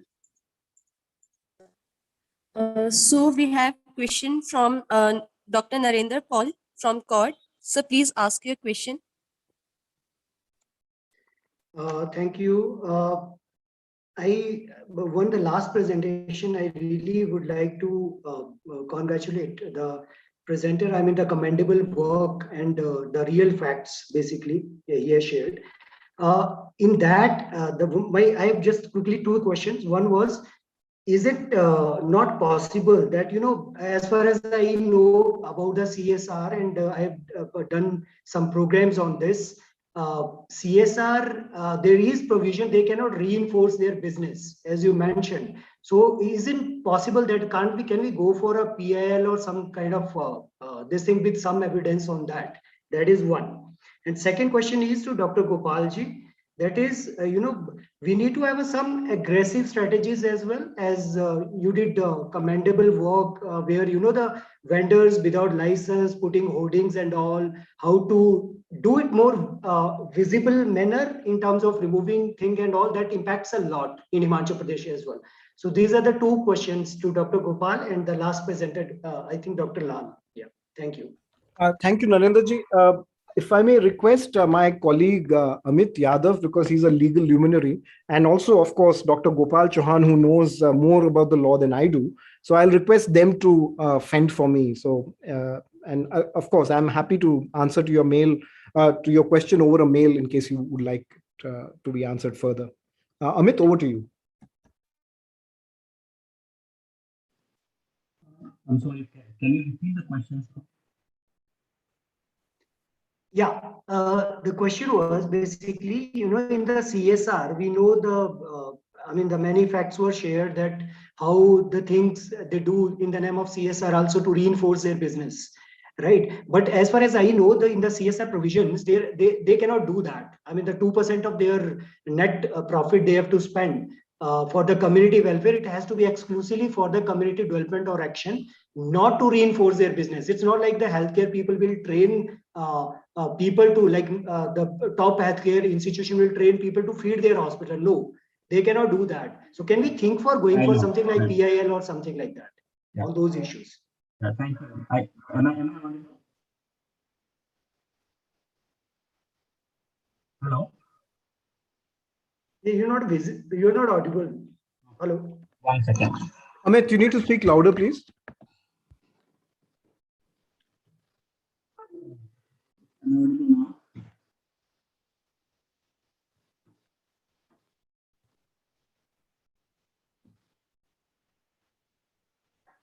Narendraji, can you hear me? Yes, thank you, Amit. Okay. Yes. Yeah. Thank you for raising that question. That's a very good question. And I think the answer to that question, or I think my observation with regard to that is the very fact that the tobacco industry can do CSR is counterproductive. You don't need to promote your product. You don't need to have a ITC doing a CSR and saying, okay, we are ITC and we are promoting this and that. So we also manufacture BD cigarette, and we also manufacture atta, and we also manufacture food, and we also manufacture scent, perfume, soap, and all that. They don't have to do that. Everybody knows about it. So the moment you say ITC supports, ITC supports COVID care. So ITC gives 150 crore for COVID care and treatment, prevention care and treatment. So everybody knows, सबको पता है ITC क्या बनाती है, क्या company है. Second, the moment you say the ITC gives 150 crore, you think about their image. If they go down, now they go to the health secretary, want to meet the health secretary, joint secretary, someone who is doing emergency relief and care for COVID. What will he do? He will listen to ITC. He will if any executive from ITC goes and I'm from ITC and our boss has get 150 crore. We have some money, let's say 1 crore for Himachal Pradesh, and how do you want to use it? Well, he will be very happy, the person, and he will be receiving this person with great gratitude and with full access. And then, okay, so what are you doing under your NTCP program on tobacco and all? Oh, why are you worried about tobacco? You should do, the COVID is very, it's a very different thing, and you should do treatment, and you should do this and that. And why, So that's the way. So they get very easy access the moment you allow them to promote their CSR activity per se. The fact that they can write in a newspaper that ITC gave 150 crore is violation of COTPA. They giving 150 crore silently and nobody coming to know that they gave 150 crore. I think that would be fine. I'm not questioning that they should not do charity. No, they are a legal company. Let's say they have a food product arm and they have other business, hotel business and all those. So they are doing charity. It's a good thing. But the moment they put out that ITC is giving 150 crore, even if it doesn't mention any of their business, even if it doesn't mention any of the tobacco brand, it is giving them good access everywhere with every stakeholder. Even NGOs are happy. I think Pranay sir knows in his slide, you saw that. All the big NGOs, Cry, Save the Children, SOS, and several foundations, they are supporting ITC. Sorry, Amiji, my only question was because CSR, they are not doing anything great or charity because this is 2% is mandatory. They have to do it. It's a legal binding on them. What I mean is, can't we go for PIL by building evidence of such things and then do a larger advocacy for this kind of thing? So let me answer this, Narendraji. I think I see your point. Yeah. See, the thing is, there have been two cases on this, one in Bombay and the other in the Madras High Court. In both cases, because the CSR rules came later, after Section 5 of COTPA, both the court said that the overriding effect would be of the more recent legislation. And as a result, ITC has this overriding, privilege to continue doing what it does, right? But that does not extend to, say, promotion. It does not extend to, things like outdoor advertisements and things that we are seeing in such high numbers, right? And also the prerogative of enforcement under Section 5 for corporate social responsibility is at the grassroots. See, we have been able to, despite the overriding effect of that 2%, which is fine, right? But the question is, we can invoke Section 5 to stop it at the grassroots level, but the courts will not intervene on this because clearly a body of legislation that has come more recently has an overriding power on older legislation. Because what the vision of the court suggests is that if something has come more recently, the Ministry of Law has taken cognizance of other acts while framing the current act and its rules, right? But I think we Yeah. need to build conversation further on Yeah, this. this is Thank a you for longer the conversation, and I think it has Yeah. got to go state from state. The thing is, you will not win in the court. You can't win in the court because of this. There is no carve out in the section 135 of the Corporate Social Responsibilities Act, right? Sorry, the Companies Act. So yeah, so Companies Act section 135 does not give you a carve out for tobacco industry.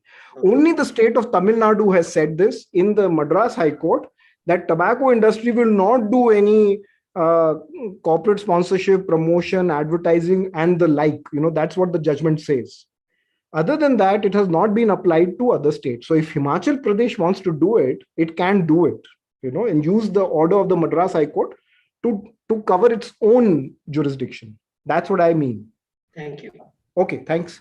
My question was to Dr. Gopalji as well, that how we can have a little aggressive strategy to make it more visible, in a more visible way, especially the vendors without license and all. What action you took? That would be great. Thank you.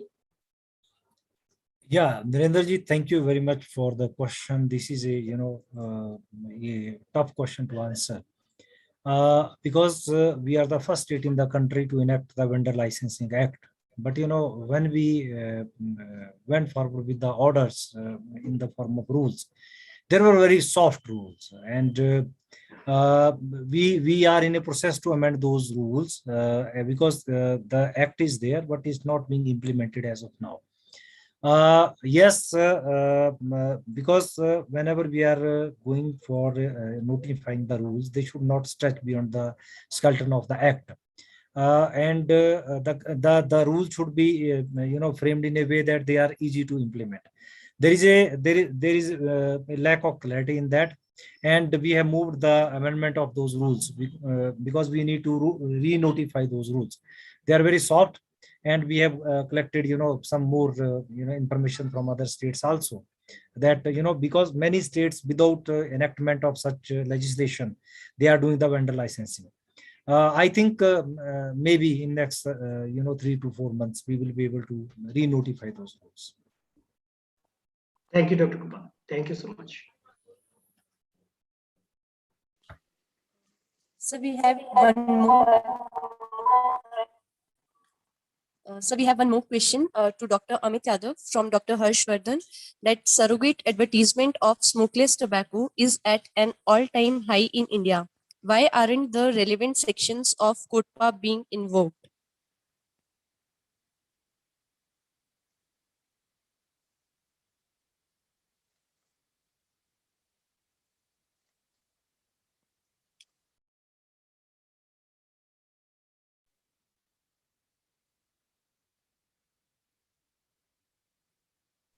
Hello, am I audible?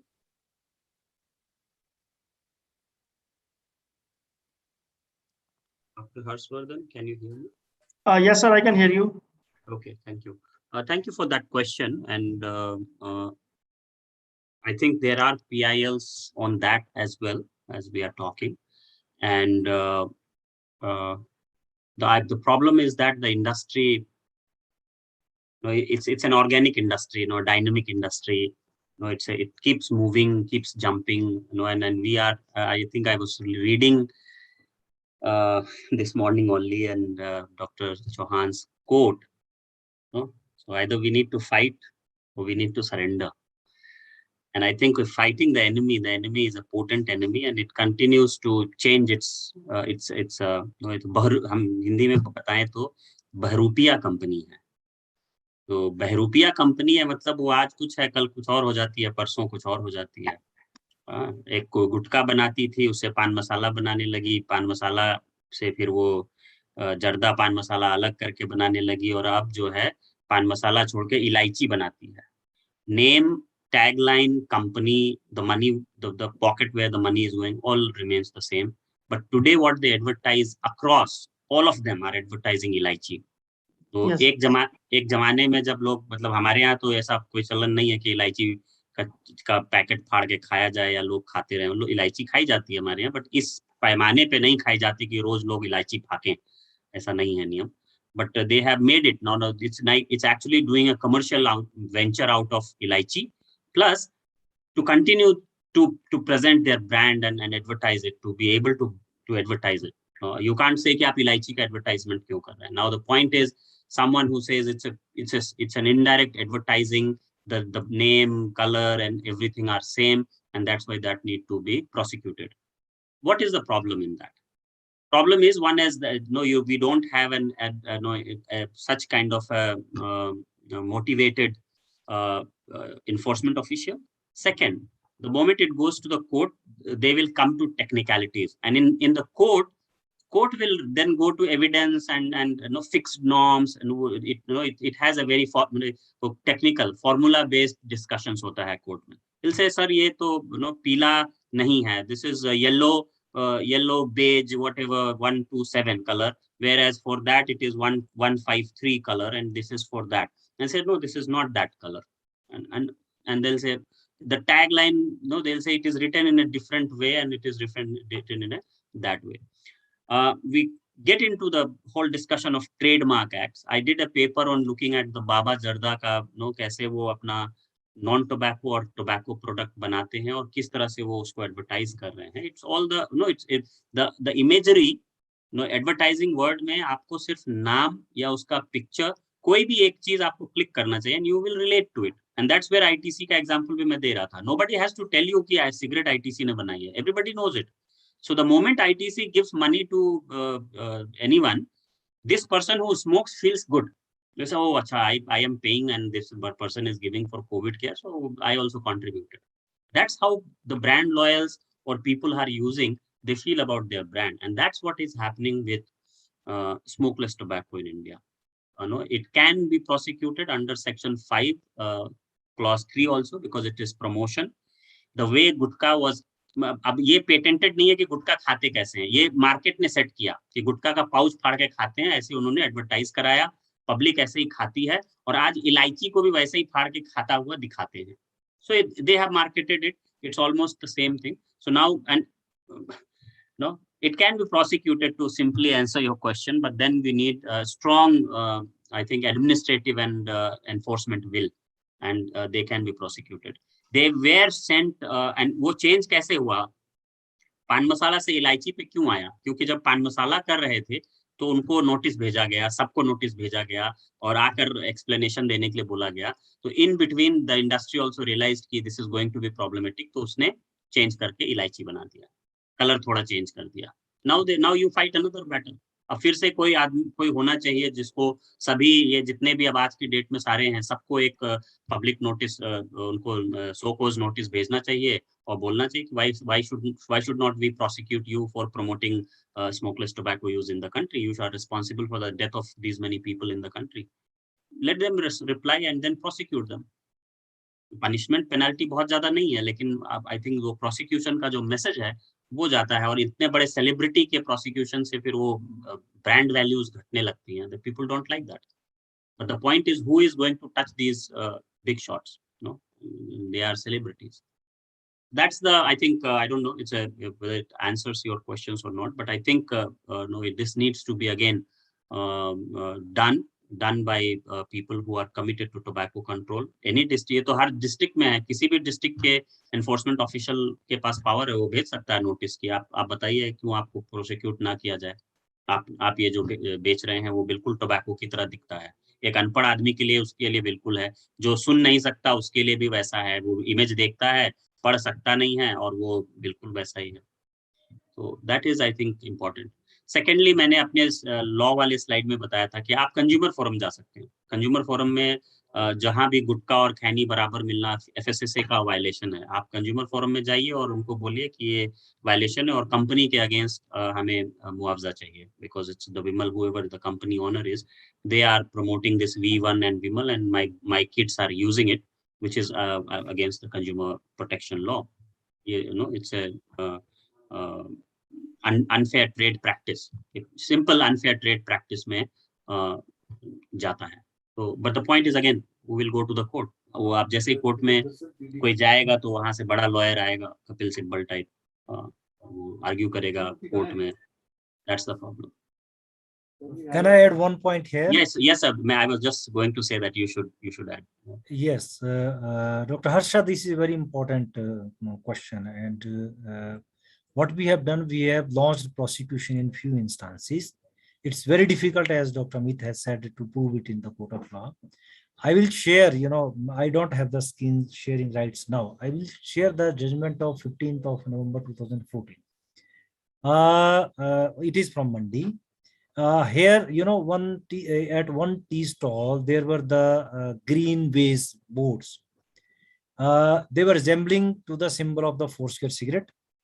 And we prosecuted it under Section 5 that this is indirect advertisement of tobacco products.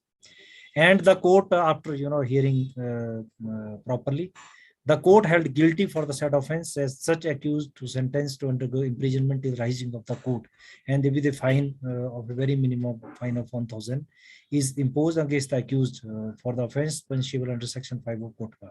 The fine amount of 1,000 deposited in the court be remitted to the government treasury at once. The case property be destroyed. The file after due completion be consigned to the record room. These are few judgments, but still I am not even satisfied with such kind of judgments, because the quantum of punishment is quite low, and the process is very difficult. What we need to do, Dr. Rana used to say that we need to train the law enforcement in a way that minimum cases go to the court and there is a self, and sort of enforcement.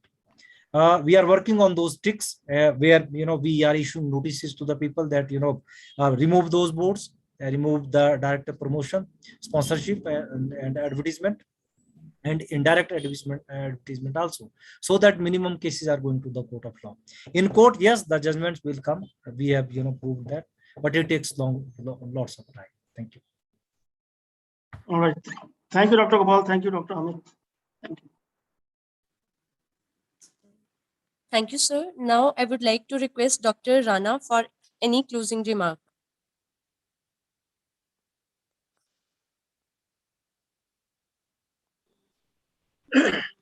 Thank you, Dr. Shashi.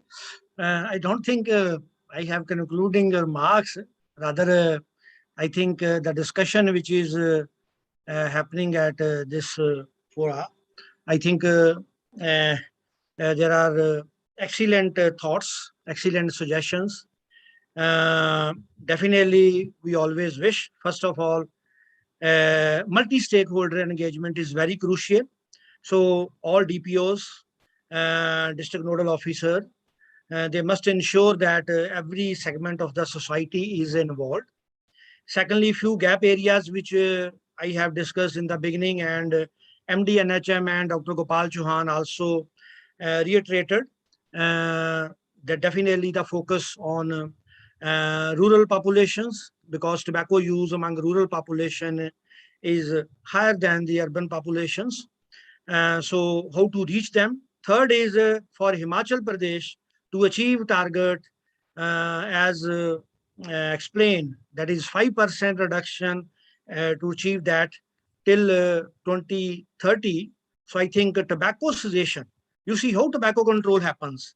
We need to stop new people from starting to use tobacco. That is one side. And secondly, we need to help those who are already using tobacco. For example, even if very few people start tobacco, we have a huge burden of 8 lakh people tobacco user in the state. So that will always be a challenge for us to achieve our target of 5% reduction in state of Himachal Pradesh. Definitely, we have already initiated in state of Himachal Pradesh many new things, especially tobacco-free village campaign, and then implementation of toffee guidelines. So implementation of section 6A and B of COTPA. So all those initiatives are definitely there to stop new people from starting to use tobacco. But don't forget the existing burden. Today is 21, so we are left with 9 years. We can stop new people from starting to use tobacco. So that is the easy way.